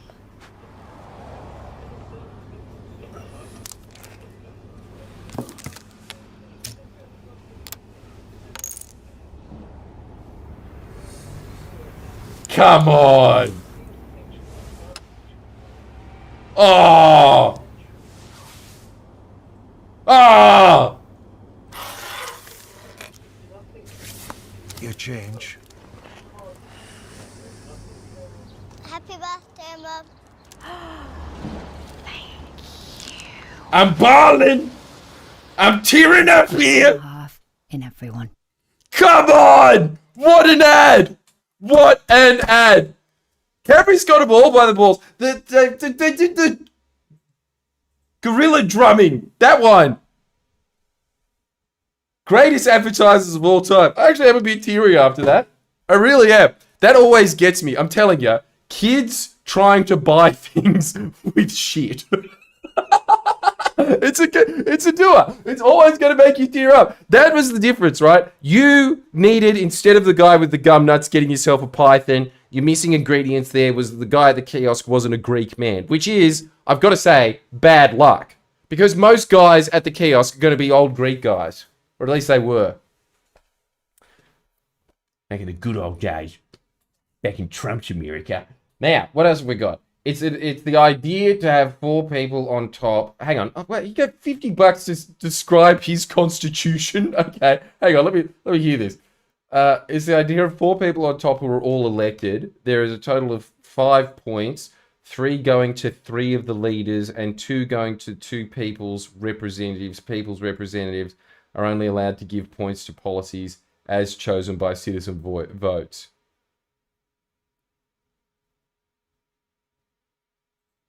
What?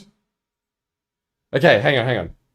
Let me just go through this again. There is a total of 5 points. 3 going to the 3 of the leaders, and 2 going to the people's rep. People's rep is only allowed to give points to policies as chosen by citizen votes. All right. Now, engagement vitriol, like that girl handing in the toy unicorn in exchange for a Cadbury. That's very sweet. But don't you think that when it comes to these kind of systems, and it's the same thing that I always have with that Flux Party or whatever it's called, they always say the same thing. They say, oh, well, what we'll do is we'll get the public to vote on every piece of legislation. First off, who is interested enough to sit around and vote on every piece of legislation? You have to understand this. Do you have any idea how dumb the average person is? How unbelievably disinterested they are. Again, this election that is happening right now, the most consequential election of our lifetime, I do actually believe the MSNBC, CNN propaganda when they say that over and over again. Maybe 50% of them will turn out to vote. Maybe. 50% of them are currently watching reruns of Two Broke Girls. That's the average person. Highly disinterested in policy. Highly disinterested in government. In fact, they take pride in the fact that they aren't interested in government. That is something that people that have no interest in government, they see it as a thing of purity that they have no interest in politics. And then I suppose us people feel like that we have this thing of purity because we are interested in politics. Just whatever you do, your ego just sits there and says, yeah, that's why I'm good. But just understand that a lot of people's egos are made up of the fact that they are willfully ignorant of politics. So in that system, I'm always thinking, who are the people that are psycho interested in it? And usually the people that are very interested in politics are your psychos. No offense. Keep giving buddy though. You know what I do like? That system, I will say this, Gatreon Virtual. I will say this. In an ideal world, that would actually be like a fairly fair system of voting. It really would. It's actually quite old school as well. It's got some reflection of Sparta in it. A little reflection of the old Roman Republic. There's a bit of that in it. It's not a bad system. But it requires a highly engaged population, which is never going to happen. I don't think anyway. Do you think that it ever happened? Anyway, let's look at the Margaret Thatcher hot poll. Let's look at that. Poll hot. Let's check that out. Let's look at it. Ooh, by the slimmest of victories. Well, I suppose 10 points isn't bad. 10 points is not a bad victory. By the slimmest of victories. Isn't Margaret Thatcher hot? Winning. Taking the dub. Well done. Yes, Margaret Thatcher, it turns out, is by quite a wide margin hot. Awesome. Very good news. Let's continue on. And also, can I just say, Gatron Virtual, thank you so much for the 50. You are a legend. You are a legend. Very nice of you. Very nice. Very much appreciate it. King. Let me just see if that other big one, I've already done that. Yeah, did the Patreon, that one there. I'll see if I've got any others. Jordan, I wrote this in year 12. I know it's dumb. I'm not really expecting it to be good in practice, just theory. Yeah. Theoretically, I think it's actually pretty good. What I'll say about this, Gator and Virtual, I've been mispronouncing your name on purpose. I did it on purpose. I will say this. I think that for somebody that is writing that when they're 18, that's pretty damn impressive. It's pretty damn impressive. I don't think that I'd be writing anything anywhere near as smart when I was 18. But here's something else. Don't you think that this happens? When you go back and you look at the things that you were writing when you were, say, 16, 17, and then you look at the stuff that you write now, you realize I was better back then. I peaked when I was really horny. And it's all just been downward from there. I think that that's actually a really big reason as to why musicians just don't have it in their 50s. I get that there's also the thing of, yes, there's sex symbols in their 20s, but I also think it's just the fact that music seems to just be really related to horniness. So anyway, what I'm saying is, that is your version of writing a smash hit rock song. You just being a horny 18-year-old producers. Honestly, I've got to say, theoretically, quite good system. Kudos to you, sir.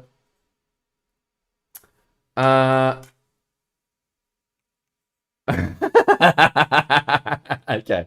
All right. Hang on 1 sec. Mr. Mystery Man, what was the vote tally like on playing Space Marine 2? Sorry. What was the vote tally on playing Space Marine 2? Oh, it was about 80-20. Ooh. 80-20, no. What an unpopular idea. You need 5,000 viewers for the temporary tattoo as well. Need 5,000 viewers, so we need just another 2,000 to go. But I will say this, sir, I think that you've cracked the code. I think that that's what we're going to have to do when we play Space Marine 2. I think I'm going to have to take a Viagra and note to chat the exact moment I get hard. Hey, it's his suggestion. Customer's always right. Customer is always right. Let's see how quick we can get this whole channel banned just from live streams. We're already giving You can't get banned for having an erection. Come on. maybe I can't help it. maybe for announcing it. Ritzka, I think Hot Dogs needs to do a guest appearance on one of your videos. That would be amazing. Yes, it would. I think that he teaches English in Japan. I think I remember Hamish and Andy getting him on once, and that's what he does with his life now. He's married to a Japanese lady. All right. Skillshare, $5 US. I feel like North Carolina is on crack right now. Why do you say that, Skillshare? And thank you for your $5, by the way. In US as well. See, now, Canadian, that's a real currency. All right? Clown Decision, $20 US. All right. King.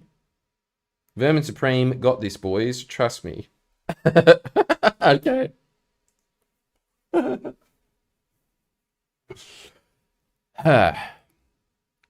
Now for the real issues. Let's look at this. North Carolina exit polls.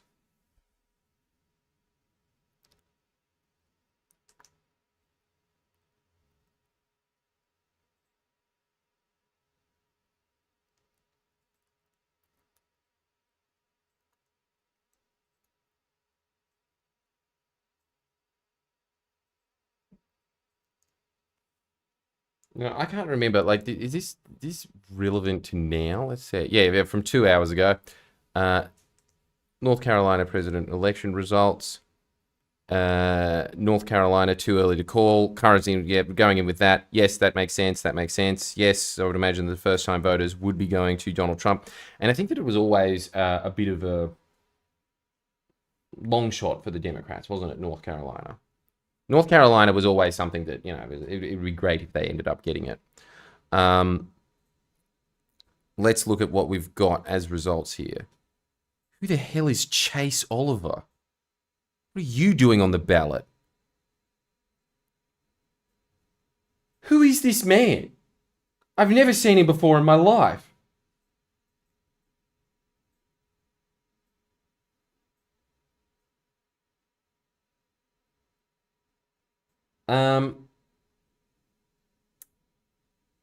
Gator and Vitriol gives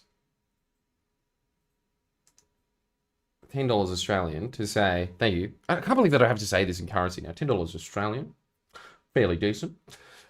Money is meaningless to my partner and friends. Keep getting mad at me because I send them money for no reason. I work for my money, but in a bottle-o, so I could die before the next paycheck. It's a bad area. And that's why your money is useless to you. I mean, look, the logic is infallible. Especially working in a bottle-o in a bad area. Gator and Virtual, thank you for that. I just have to say, you must have some stories of working at a bottle-o. Come on, when we do another Bottle Shop Workers Confess Their Sins, send it in. You'd have something, definitely. Yes, now let's see this. Too early to call, North Carolina, yes, and I'd imagine that a bunch of these, yeah, we've got these districts that are coming in. Look at this. Wow.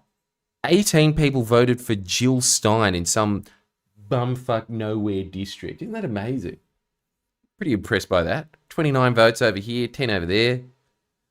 Yes, well, all of these ones are coming in. So what you're really looking for, again, is those like high density populated counties that still haven't come in. But I wouldn't be surprised if Trump wins North Carolina. I don't think that was ever really that big. Does Anthony Green cover U.S. elections? Why would you want to know? Who wants to know about Anthony Green? He's irrelevant. I don't know. I have no idea. Haven't we finished that poll of isn't Margaret Thatcher hot? Surely. Let me just go back to this. Well, yes. I think that's very much the case, isn't it? And the chat's dead again. Whatever. Point is, we'll be looking into these now. What have we got?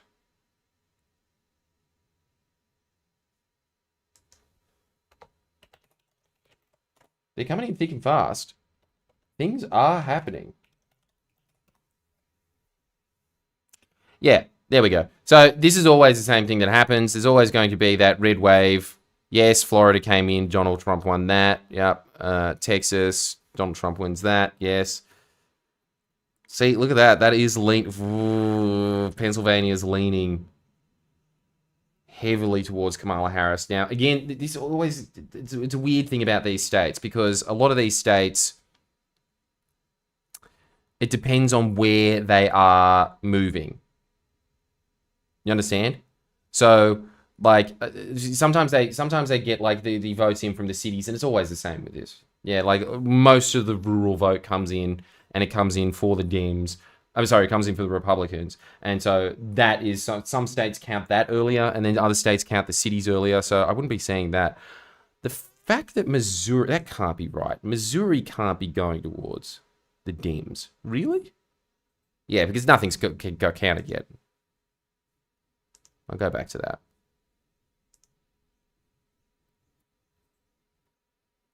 And so the West Coast is still off charts. What have we got here? So Georgia slightly leaning towards Trump. North Carolina slightly really are still in it, aren't they? And then New Mexico, yeah. Arizona, that's the ones that we're expecting after that. Nevada, that's the other one that we're expecting, we're looking for. Wisconsin. Now let's look at what has been counted there. Well, yeah, obviously it's just because these are the ones that have been counted, those outer rural areas. Interesting. Well, I'll tell you what's not interesting is Mystery Man. The chat's dead again. What about it? You haven't done anything. Oh. That's the problem. I'm trying to get the copyright off Monday's video. But I'm blind here. I've got no chat. What do you want? Oh, okay. Well, it's always here. No, it's not. Yes, it is. You just have to refresh okay. it.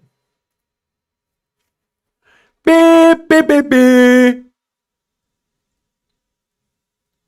You can reload it there. There we go. And then what do I do here? I'll do it. Do I just reload? Well, does it have an option? I don't think it does. Do I click out of that or no? Click out of it, then go to Docs. Docs.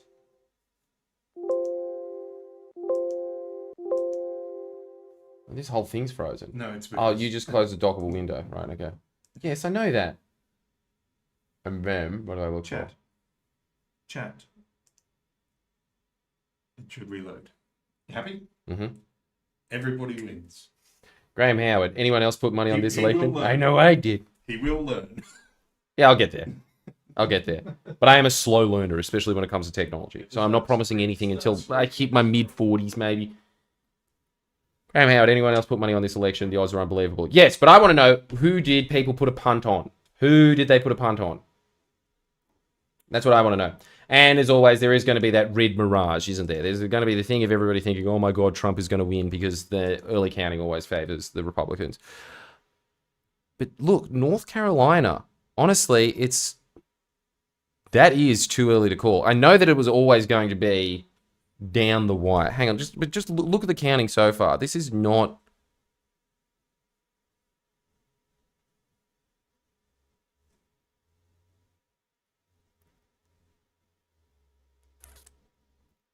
Yeah, I don't know, man. I don't know. Look, North Carolina isn't looking great for Donald Trump either.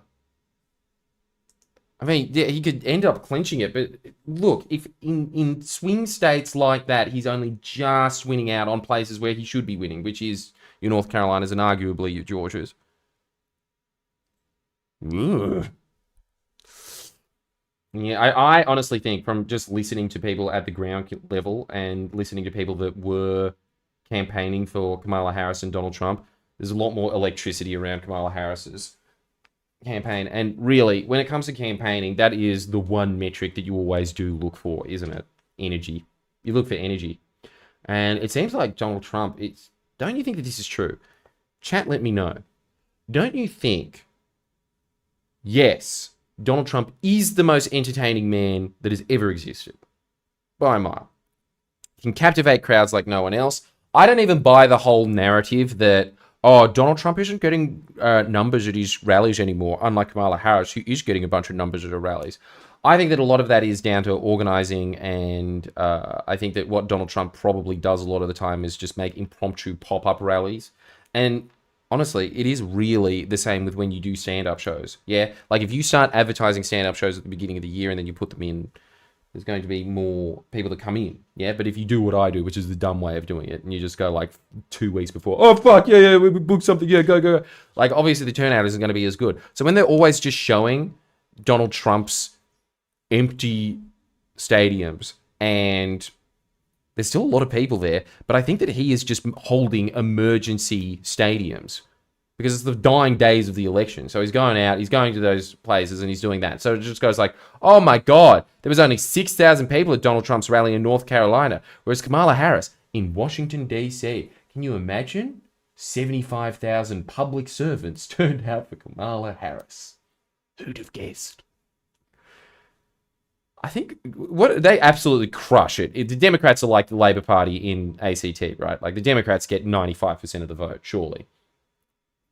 Gator and Virtual wrote, $10 as well, wrote, best story when I turned away tradies because their appearance didn't have ID and I didn't want a 30k fine. Oldest of the bunch threw Mountain Dew all over the counter and card reader. Not fun. Sounds pretty fun to me. You're getting showered in Mountain Dew. I mean, for the rest of your life, that's not going to be fun. It's going to be extremely sticky. That would be a workplace safety hazard because that'd be essentially be super glue in about an hour. You click the button. Sorry, it's not reading for some reason. Could it be that it's completely fried? Yes. All right, yeah, hang on. I'm just going to go into Graham Howard's comment. Let me see.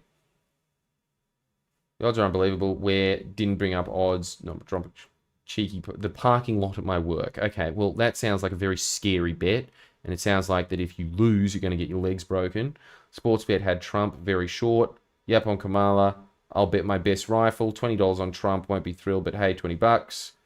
$100 bonus bet on Kamala at $2.10. See, I don't know enough about Sportsbet to know what a bonus bet is. You see it advertised on TV all the time. Make sure you get an extra, you get a spin on the old plug a duck wheel if you voted this time. You bet for 3 different jockeys to win at the same time. And you might even get one of those stretchy aliens that you used to get at Scholastic. I don't really understand how any of that works. You guys are too deep into it for me. Sorry, but I will continue on with this. Let's see.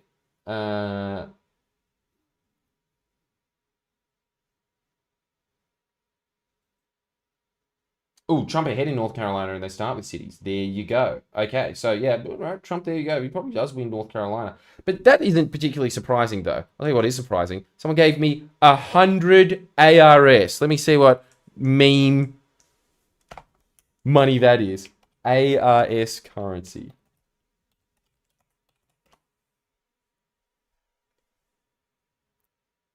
Oh, it's the Argentina peso. Thank you very much for our first joke peso donation ever on Friendlyjordies Live. You, sir, have started what I hope will be a long trend of us getting many, many trillions of pesos. What do they do in Argentina? Do they do the wheelbarrow of money thing when they need to pay for things? I suppose it's electronic now, so you don't need to do that. That would be 1 billion Argentine pesos.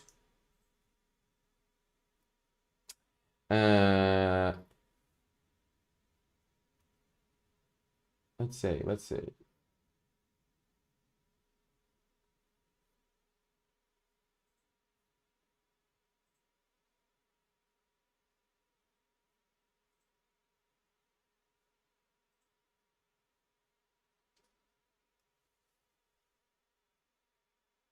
Trump said on Truth Social, a lot of talk about massive cheating in Philadelphia. Law enforcement coming. Did he just write that?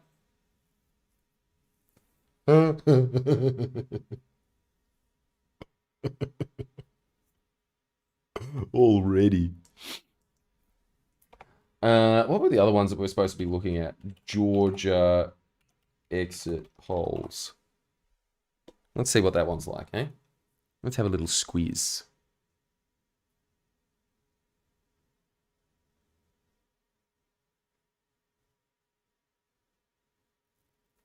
We'll watch this little NBC little news clip update. They're all trying to copy Steve Kornacki, aren't they? Steve Kornacki is the only one of those guys that I like.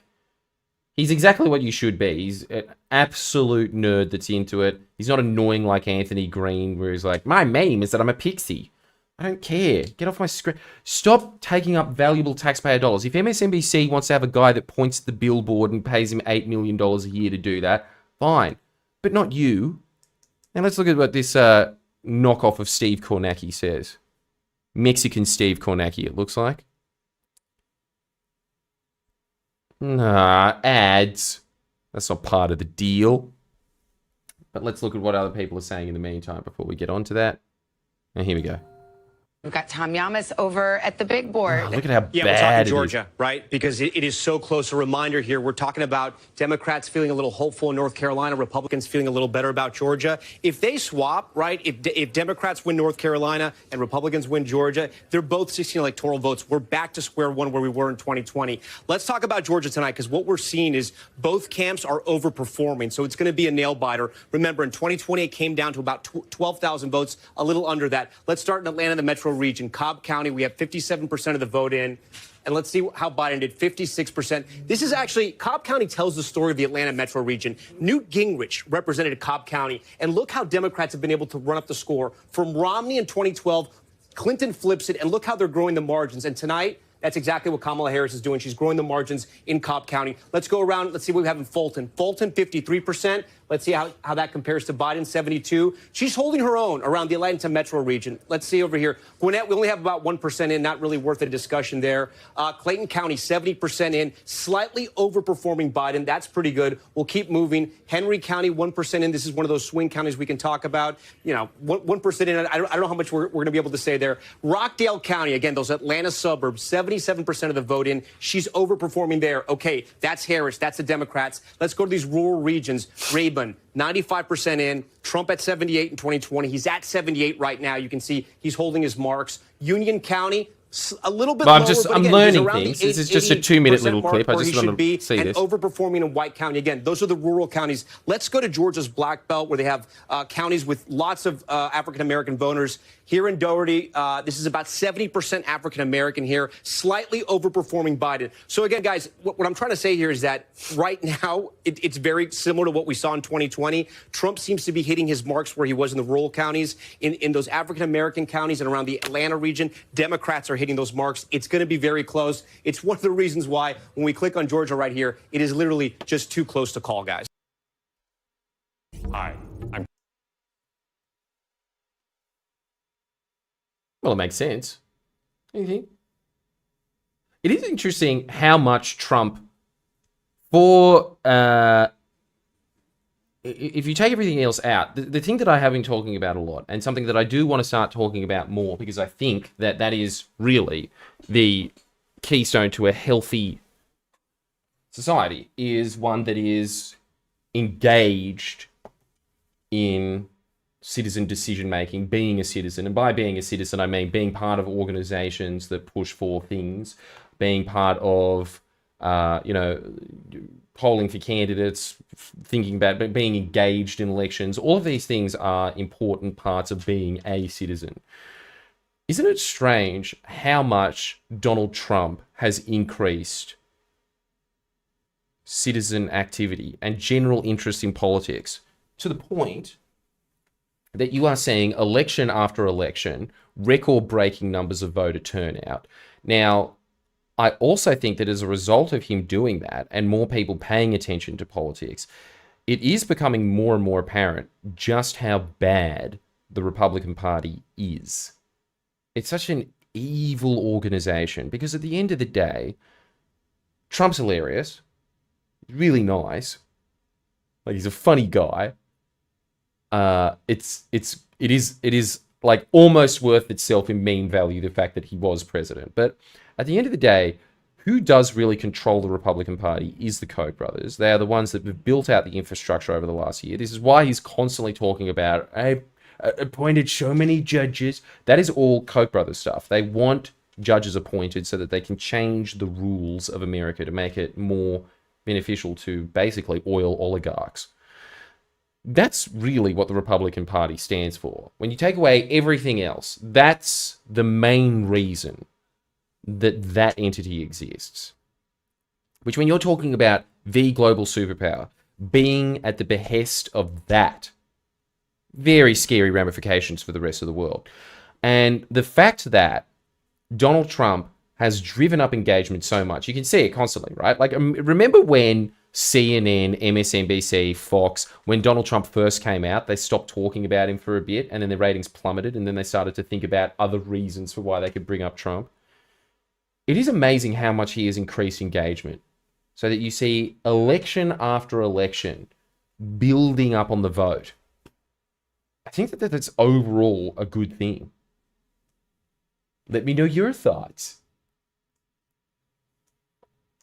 Emmy Stewart for $5 writes, Friendlyjordies and Destiny collab when? I'm switching between your election live streams. Why would you bother? This is clearly the superior one. Just stay here so I can read out people making fun of me for $5. US $5 at my first Pro No my Wi-Fi cut, and I done not to the man. I'm very scared. I'm just going to move on to the next one. What else have we got? Thank you so much for everybody who has given all of these chats. It is what keeps the channel going. Patreon, if you sign up to it, by the way. That would be much better if you signed up to a Patreon. But remember, if we get 5,000, we're only 1,000 away, I will get a temporary Warhammer tattoo, and we will do that on the next live chat. As well as we'll probably play a bunch of games with you guys when we get down to it. There's got to be something that we can do together that makes all of these experiences more fun, so we realize, oh, it's already 2 hours? Wow, time flies. Blah, blah, blah, blah, blah. Patrick Gay, you know who else had excellent poll? Thatcher's husband. Yeah, he did. Yeah, he did. All right. Next poll. We're going to find it. Let's look at Margaret Thatcher's husband, and let's find out together if he's hot. There's no way he's still alive, right? He probably... No, I think he died while Margaret Thatcher was... That can't be right. Margaret Thatcher's husband. Dennis Thatcher died 2003. Yes. Ooh, what a hunk. What do you reckon about that? Oh, who needs Viagra on the first chat stream of that Warhammer game? Yeah. Yeah. All right, come on. Next question. Is Margaret Thatcher's husband hot? Yeah, look at it. We're getting a lot of 100% already. I hope that the poll is 100% yes. Now, I'm going to keep that up so that you look at him while we get this poll, because obviously data is very important. Okay, well, thank you very much for it. Let's do that. It's pretty cool that we're getting 4,000 viewers on something that we didn't announce was going to happen. Thank you, everybody, for tuning in. It's very nice of you. Who else have we got? Let's keep going down.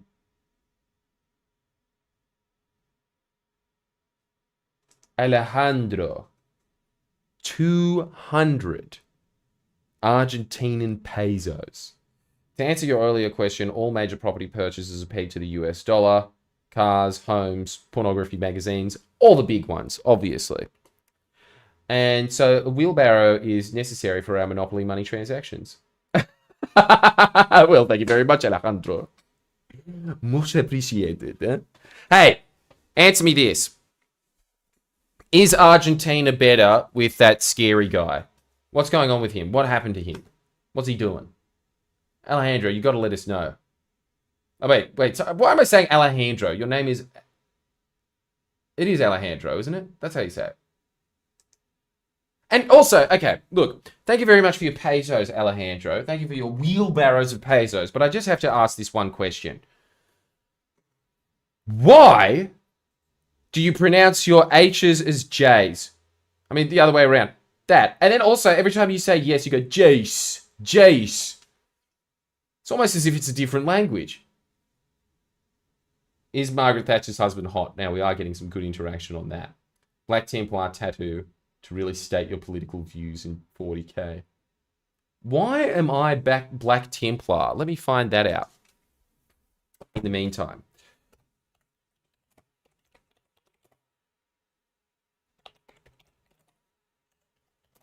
Let me just read the codex. What is that? All right, here's the little codex quote. We'll just put this on screen so everybody can see and all be educated together. The galaxy is the Emperor's, and anyone or anything who challenges that claim is an enemy who must be destroyed. Yeah, no, that is my views on the Labour Party. Yeah, you're right. Yeah, yeah, fair enough. All right, fine. You know what I really am? I'm the Godfather 3 quote about Warhammer. Every time I'm out, they pull me back in.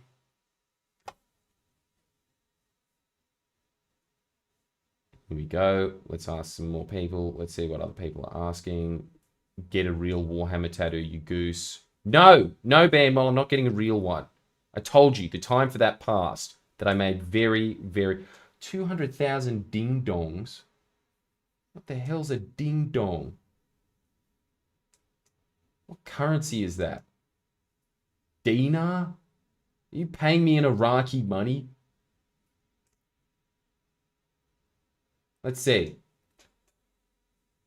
I showed your Robinson Crusoe $14.99 rights. I showed your why to vote Labour in Queensland to so many people. It makes me think how younger generations do care for politics. How could this change the future and what can be done? Yes, well, this is something that, first off, I need to get rid of this because it's frozen up again. But, yeah, shut up. Hey, did you guys hear that? When I put the chat in, yeah? Yes. Give it a second. Yeah. I'm patient. I'm sorry, sir. Was there anything else? That is all for now. That will You're do. a bit off-center again. No, not off-center. Yeah, well, honestly, this is something that I think is quite interesting, which is that I think the older generations, the more that they die out, it is becoming a demographic impossibility. It's going to get harder and harder and harder for the Liberals to win elections, and this is why there is so many inroads and so much investment into minor parties, because that same type of person, you can change the colours, but the game stays the same. Yeah, there's an old saying in politics that there is the Labour Party and the rest of them. What is that referring to? That is referring to, really, you can disagree with a bunch of things in Marx's Das Kapital if you like, but that general observation that he had about society, that there really is two power centres. There is labour and there is capital. That's it. That's really what determines where a society is going. That determines the power structures of it. And that is why Karl Marx, for all those people that are constantly sitting there and being like, I've read Marx, you can tell that they haven't, because the ultimate irony of Karl Marx is that he says you should join the Labour Party and join your union. But anyway, the point is that the Liberal Party brand will die. There'll be other things, and there'll be people that are more concerned with the environment, and I suppose that is a step up. When you go to the Teals and you go to the Greens, yes, they're more concerned about the environment than the Liberal Party is, and that is reflecting in the electorate, and that means that capital interests will have to move towards that to reflect that. But the whole thing is, this is why the new propaganda model is, let's have minority government. The reason that they want minority government is pretty much to check Labor. They want to check Labour as in the power structure of society. Capital wants to check that. They realise that demographics are, much like with this election, we'll see if I'm right on this one, but it's just undeniable for the Democrats, for the Labour Party, it is moving towards their favour. You can look at how many people in our generation vote for the Liberal Party, and it's really like they're basically a minor party. It's a joke what they are. The real fight is going to be between the Greens and Labor, and obviously for the many, many reasons that I put out, the Greens are a con party, in my humble opinion.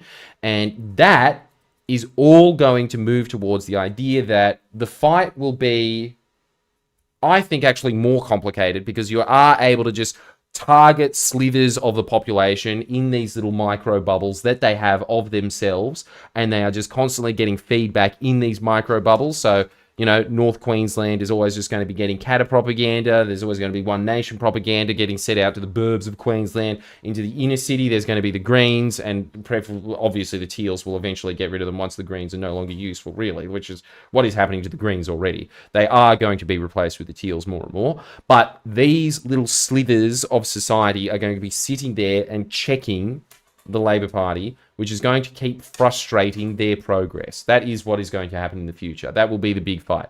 Generally, though, however, you got to say it is a good thing that the Liberal Party is going. It is.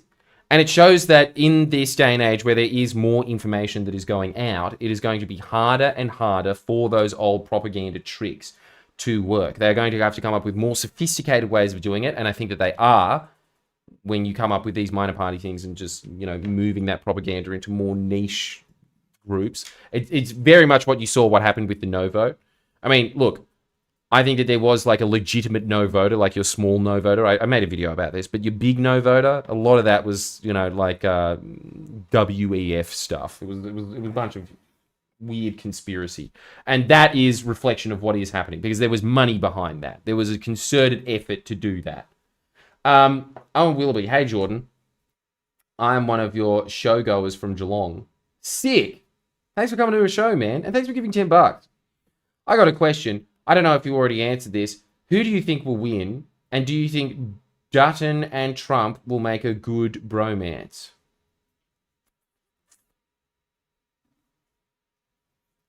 No, I think that Trump would be freaked out by Dutton, like everyone else on planet Earth. He's too scary. You can't be friends with that. He's a dead ghoul. In terms of who I think is going to win, as I was just talking about there, but I was using it in the Australian context, I'm really into this idea now. The more that I'm into this, the more that I'm starting to think that a big proponent of what does shape elections, I'm always sitting there and thinking, yeah, it's all about media bias. And yes, media bias does shape underlying attitudes. Absolutely it does, and it's very hard to get that out. But the other thing is, man, demographics.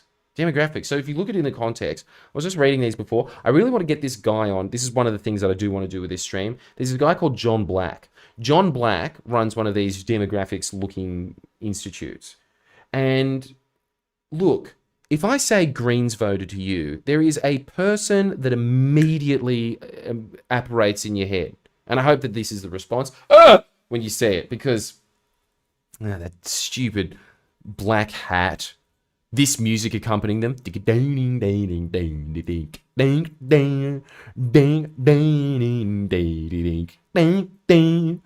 All right, in fact, let's do that. Guys, give me anthems of what you think a Greens voter, Labor voter. Surely a Labor voter is listening to Jimmy Barr. No, that's too obvious. You can't. All right, Working Class Man is disqualified, but some AC/DC song, probably, right? Liberals, what's their anthem? One Nation, what's theirs? Let's find out together. But you can see it, right? Like there is just, you are so much more a victim of your demographics than you think. It is amazing when someone sits there and says, all right, you're part of this demographic. I can guess what food you like. I can guess what car brand you like. I can guess what clothes you like. It is amazing. Like, they just get you. You are so unbelievably not of your making. It's really scary when it gets down to it. So when you look at demographics and how they're voting, it starts to become very obvious who's going to vote for who.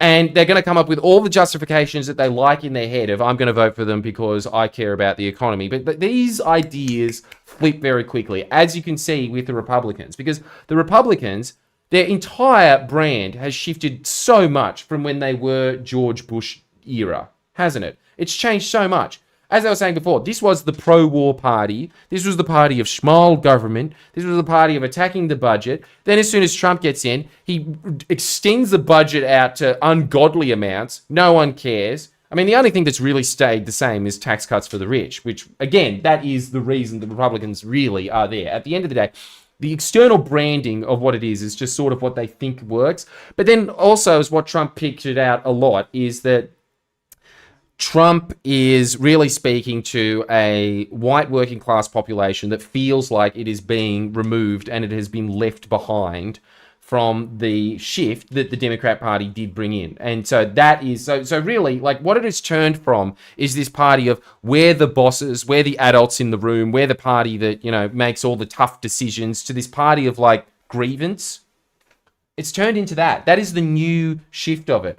Yeah, lad, there he is. And he got energy. Well, all right, if you insist. Thank you, sir. Yeah, Ali's here. Just so you know, we're going to move this pod over to the other room after a while. Like, we're going to move the stream. We're going to move the stream. But guys, thank you so much for all this. This will come back, you know, as a non-permanent, well, a permanent fixture every so often. Not super regularly. Who knows? We'll see how often we stream on the main channel. But let's keep going for now. We'll have a break soon, all right? We'll have a break. We'll go back. We'll go on to the Friendlyjordies podcast. We'll do it from there afterwards. Thank you so much for your support. This was a cool experiment, especially when this was just chucked out. It's nice to see that there's, like, you know, about 3,000 to 4,000 people that watch when we do it unannounced. There you go, in the middle of the day. What does it say about you guys, huh? But I very much appreciate it. It was very nice of you. Anyway, what I was saying before about this demographic shift is the fact that when you look at demographics, it becomes amazing how down the line demographics will vote. And so, yes, the Republican Party has gone through that transformation. As a result of that, it has lost some skin. It has lost a bunch of older voters that were those, you know, I'm an old school moderate Republican that believes in the United States flag. They've lost a lot of that. That, again, as they have uncovered, was not really what was driving the Republican Party. What was driving the Republican Party was the feeling that migrants are usurping them as a workforce. That is a big thing. So he has very much tapped into that. He has also tapped into, I suppose, this celebritydom factor that is also moving on to his trustability. So there are those things, right? But the thing is that, like, when it comes down to it, really what's happening is your demographics are more or less a reflection of your culture. Your culture is really dictating how you see the world. And then a lot of the time, very few people escape this. Vast majority of the public, including us, just a complete and utter flesh pod as to what the whims of that culture are. And, you know, that's the way of the world. Justin Channel AJ. First donation. Thank you very much for it. $15 Australian. Just a channel. Just a channel. Hey, Geordies, nice content. I hope you're doing well. Do you think there would be a bromance between Scojo and Joe? Wait, aren't we voting on this at the moment? Let's find out together, shall we? The answer is of a very slim 53%. It's really weird, isn't it, that on a poll, that's like a slim win. And then in an election, it's not. Actually, it's not weird at all now that I think about it. But anyway, yeah, no, it turns out that he will. Turns out that he will. So I hope that that answers your question. I don't think that they will. Seriously. I don't think that really matters. I think that I think that Dutton would think that Trump is cool, and I don't think that Trump would think Dutton is cool. How could you think a man with no eyebrows is cool? And hides that with nerd glasses. Griffo, $5. Thank you. Mr. Jahar, is that your cousin Zadiz off camera? It's an Aussie Quartz reference. Is it? It is. Okay. That was, I think, 6 years ago, though. Forgive me that I have And I don't forgotten. think I spoke on that. Didn't you? No. Can I look at it? No, not on stream. Right. Look, I'll do that in my own One of time. your bloody social media people reposted that. Anyway, okay, right, okay. It's gone now, I think. Is it? I mean, I don't know what the fuck's going on TikTok. I'm too old for this shit, let alone fucking TikTok. I'm too old to use a mouse.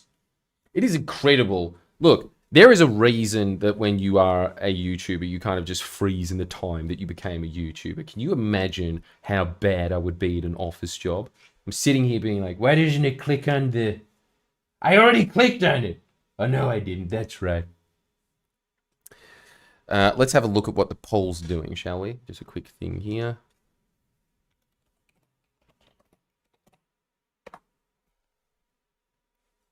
North Carolina on ninth edge, yeah. Know that. Trump pulls ahead in Georgia, yeah. Makes sense.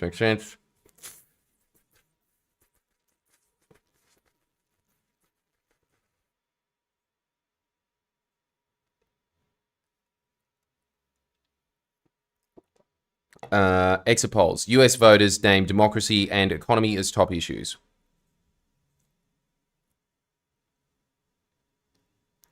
See, this is another thing that I think is working in favor of the Democrats, don't you? The fact that they have done the state of democracy thing.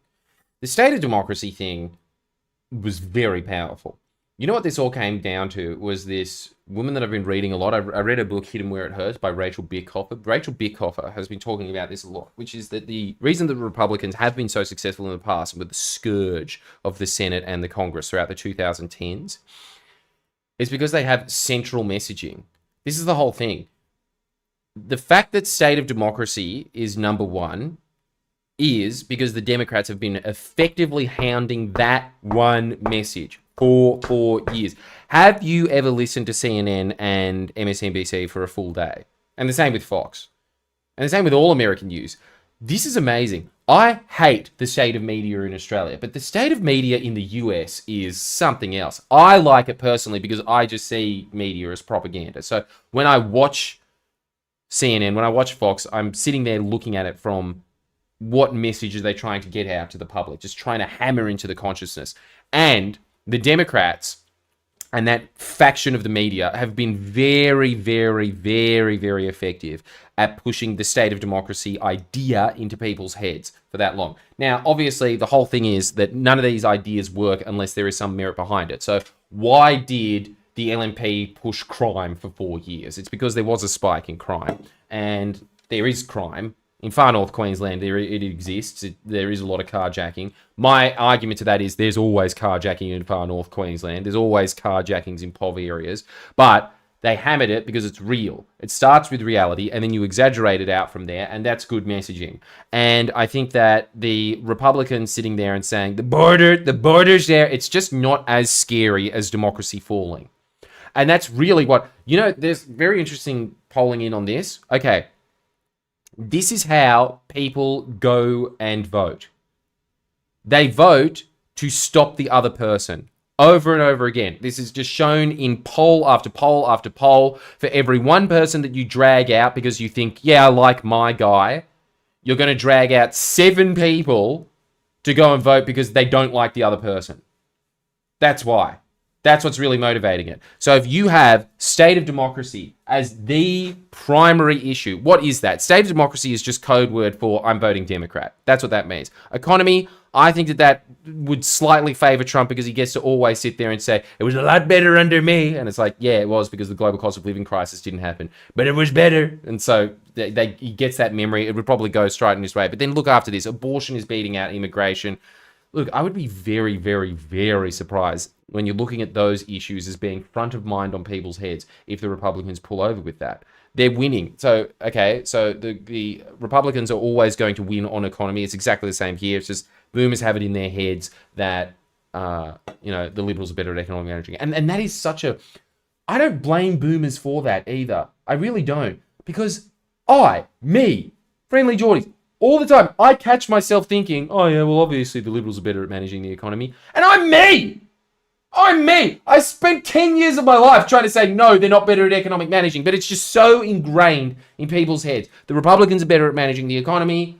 Australians, the Labor Party's better at, healthcare. That is so ingrained, that framing, that it shows away. So yeah, okay, they're winning out of the... Look, state of democracy is the number one issue. That's why I think it's just like, look, in terms of the info war, the Democrats have just won that one.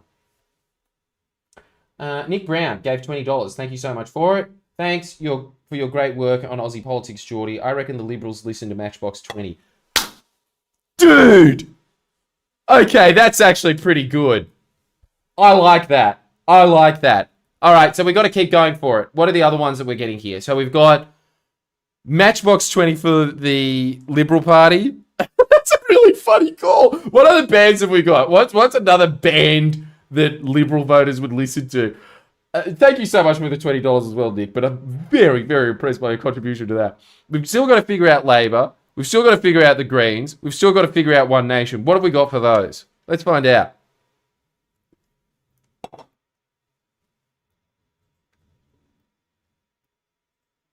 Yeah, let's keep looking at content for that. Jai, I just put $20 on Donnie. I think that what you meant to say there, Jai, is 20 big ones. Thank you. Let's use our words. I don't mind. I just put 20. Not saying what it is, but you gave me 10 of it, so thank you for that. But I will say, Jai, I think that you're looking at the bread mirage here.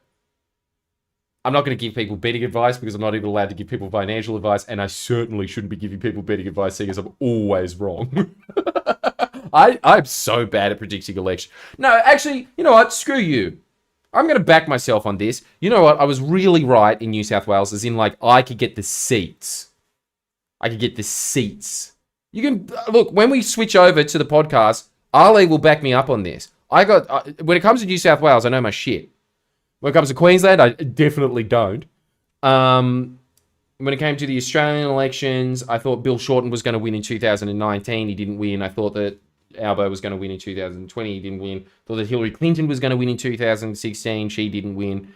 But the one upset that I did pick was 2022. And I'll tell you why. I will tell you why. It's because this is my new method on trying to figure out who's going to win. It's who is winning the dominant media narrative. That's the number one thing. And then the second thing that I look at is demographics and what is motivating those demographics.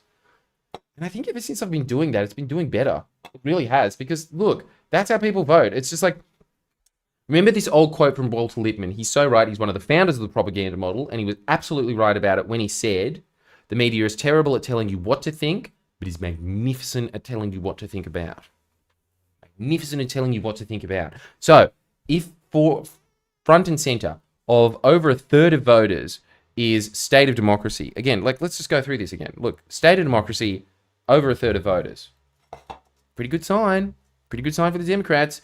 Economy, I think that the economy is not going to be as in favor of Donald Trump as it normally is. I just don't think that it is. I think that the Democrats, first off, because the Democrats do have numbers on their side. They do see that things are moving in the right direction. I think that this is also the same thing with Labor. It's just like, yeah, the global cost of living crisis, when it's in and people are feeling it, they're going to sun god emperor it.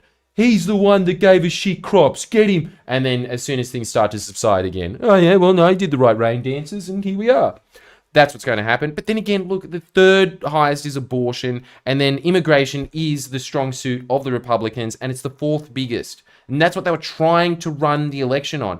And Donald Trump was too late in pivoting to talking about the economy. Kamala has just been running a far more disciplined campaign. I think that another thing that you also need to understand when it comes to the U.S. election, this is an interesting way of looking at it, don't you think? When people talk about Donald Trump being upsetting the establishment, yes, he was a spanner in the works of the establishment. When you look at why Republicans are moving towards voting for Kamala Harris, the old establishment types, the reason that they are moving towards Kamala Harris, I'll say it over and over again, things like, it took him 200 days to put in his staff. He wasn't able to make the right appointments when he was in. They're talking about managerial problems. You have to understand, this is something that everybody at Friendlyjordies is obsessed with at the moment, because we've seen, this is a very interesting way of looking at the world, and I don't want to give away too much of the secret sauce at the moment, but Mystery Man, he's very into it.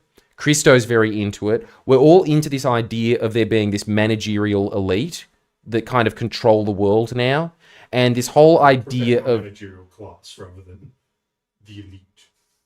What do you mean? Makes it sound like you're talking about the Illuminati. Yeah, I guess so. Yeah, okay, all right. I guess. Yeah, sure, why not? Managerial class as opposed to an elite. But I think we all know what I mean when I say class. Crap, he's still in the room. And I'm also getting broadcast live. But all of us, concurrently, it was really weird. We all, sort of around the same time, but from different books. It was weird. I think Christo and Mystery Man were reading two separate Christopher Lash books, and he was predicting this shit in the 70s. And I randomly was reading this book called Our Own Worst Enemy, and he's talking about it, but from the managerial class's perspective. See, I am a lot more neutral to this than they are. And I think it's always just the same thing. It's like when people say, like, you're an idiot, Jordies. Why? Because I saw a YouTube video that has a different opinion before you released yours, so you're wrong automatically. And I'm doing exactly the same thing, and they're doing exactly, because that's just how the human brain works, right? But look, what I'm saying is, the managerial class, and when people say that the Democrats are the elite, and then those people on MSNBC stand around and say, how could you say that we're the elite? Donald Trump is a billionaire. He's got Elon Musk on his side. That's one way of looking at who the elite is. The other way of looking at the elite, which is, if we're going to get down into the nitty-gritty of it, which is what Mystery Man was telling us about. Another way of looking at the elite is through class. So, for instance, in India, where there's an obvious, very distinct Raj caste system, there is the top caste, and there could be people that are untouchables that are multi-millionaires, could be worth hundreds of millions of dollars. They will never have access to what the Raj class has. They're never going to have that same access. They're never going to be seen in the same way. It's exactly the same thing that happens in England to this day, because lands and like names, all of that is still just so ingrained into how people see the world. It doesn't matter. Like, there are a bunch of very poor aristocrats that'll still be invited to the Queen's birthday. I think that in our society, we are moving towards the managerial class holding that position, holding that social capital, holding those jobs, holding that sort of network that if you talk the talk, you walk the walk, you're going to be in on that, and you're going to get a much easier life as a result. That is another way of looking at who the elite is. Yeah, and I think it's a very interesting way of looking at it. Anyway, the point is, Donald Trump, like the King of England, very much like the King of England. The King of England, back in the day, was seen sort of as the working classes guy. Who you hated was your aristocrats and your industrialists. Those are the people that you hated. And that's very much who we hate now in our lifetime. That's been that kind of case. But like, the king was the guy that came up, he opened up a hospital, gave you a tax break. He was seen as the champion of the working man. And to this day, you can see that same affinity happening when King Charles goes out of Buckingham Palace, and then you'll have some annoying blue-haired cuck that goes to like Oxford University, had a very wealthy upbringing, going to Oxford and sitting there and being like, did you know that you're costing us tax money, King Charles? No, get a job, and he'll move away. But then he'll go to Newcastle, and then it'll be filled with a bunch of working class guys. I got you some flowers, me lord. That's how that's happening to that kind of cast, right? So that same thing is there when you see a Donald Trump-like figure. He has that kingly attitude to him. He has that I am the protector of the white working class attitude. So there is this love and adornment. And I've talked to people that have been at Trump rallies, and you can see people breaking down in tears, crying. It is very culty. It's very, but it has this I am a protector attitude to it. And they see him as the great hope, right? And so that guy has always been an outsider of that managerial class. He always has been, regardless of how much he cannot buy his way into that. And so he kind of forced his way into it. And as everybody always says, this is a done-to-death point of the 2016 election, but there was a huge middle finger to the establishment. And I always used to sit there and think, how could this be a middle finger to the establishment when you are just getting an establishment party in with a guy at the front who admittedly says some hilarious, kooky things, but it's just the same kind of people, right? Like, how is this any different? When you understand it from that perspective, that's what's happening there. Because you see all of that managerial elite, those managerial class people from the Republican Party moving over to Kamala Harris, and the reasons that they are moving over to it is very managerial reasons. This is the way that they see the world. They see the world through appointments, they see the way through jobs. It's the new patronage system. It's exactly the same as the old king system, where like he was the one that was controlling the funds. It's throughout history, right? Whoever controls the tax purse strings, that's where that patronage system fans out. And now the people that control that is bureaucracy, because the slow march of history has always been whoever makes the most efficient bureaucracy, that's the society that starts winning. I think that that's where we're at. Let me know what you think anyway. Just do the B right back and go on a little break, and we'll suss out the switchover. Oh, BRB. Can I just say, Brett James, keep in mind, everyone, Harris will likely catch up because Republicans vote on election day and those votes get counted first. Also, many states have a few percentage votes. Yeah, that's true, Brett, but also just remember that Republicans did turn out in early voting much higher than before because Donald Trump was voting for it. I think that really, look, I'll be right. We'll be back.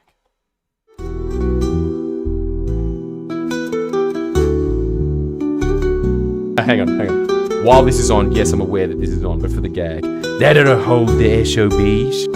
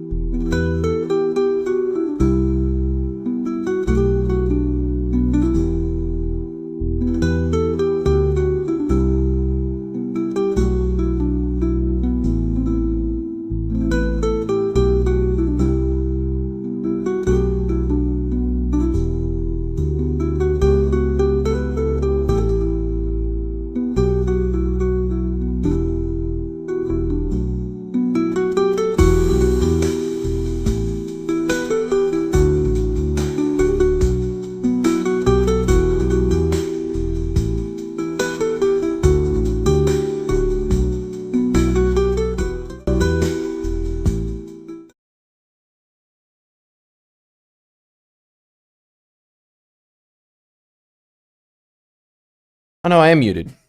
There we go. There you go. Well, we got there, didn't we? I think this was fun, don't you? I don't like doing this. This is nice.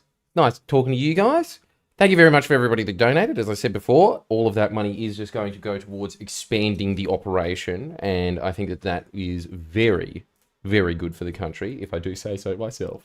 And so thank you for that. Do thoroughly appreciate it. I would thoroughly appreciate it if you signed up to Patreon as well, because that is the lifeblood of this organization. That is what has kept us there for the last 10 years and counting. And that is how we have been able to build something that I think not only exposes things that nobody else can see, but I think that we are at the point where we can offer counter narratives. And as I've just been explaining before we went off there, offering counter narratives is so important. You need to give people reasons and things to focus on and say, hey, these are the arguments. Hey, this is what you should be paying attention to. This is what's important to your life. Don't listen to the lies in the mainstream press. So thank you for anybody that is a patron. I really hope that you do sign up, just so you know this isn't going to be taking anything away from it. This is in addition to. We are just going to start live streaming more. We'll probably start up a clip channel as well. And we've got some big videos coming out next week. Just as a little teaser. What are they? Oh, well, that would destroy the sizzle, wouldn't it? We wouldn't want that to happen, would we? All I'm saying is stay tuned for those who are going to enjoy them. And you will know about them earlier if you sign up to Patreon. So, there's another plug. Anyway, the point is we are moving into the Friendlyjordies podcast studio, so we will continue the stream and keep talking about things if you want to keep watching us over there. We're moving there. And I thank you very much for watching what was a... You know, honestly, look, Mystery Man here is not happy with this stream. I am. For a first, you're okay with it? With stream one, like, technical issue. The thing is, we set it all up about 5 minutes before going live. Exactly. I think you did a bang-up job. I We really... were getting a coffee. Yeah, that's right. And then started arguing with a friend about my sports bet results. And then he did all the work, as usual. And then he came in, cobbled this together. It's an incredible studio. I wish I could show you a tour of it. It is amazing what he has done with this stuff. And, yeah, I think that it was working well. Our UK editor for the graphics as well. Thank you to our UK editor for the graphics as well. He'll be They're good. very nice, aren't they? Yeah, generally, I very much enjoyed it. Thank you for being part of this. We will continue the party over at Friendlyjordies Podcast, just so you know. See you there in a couple of minutes.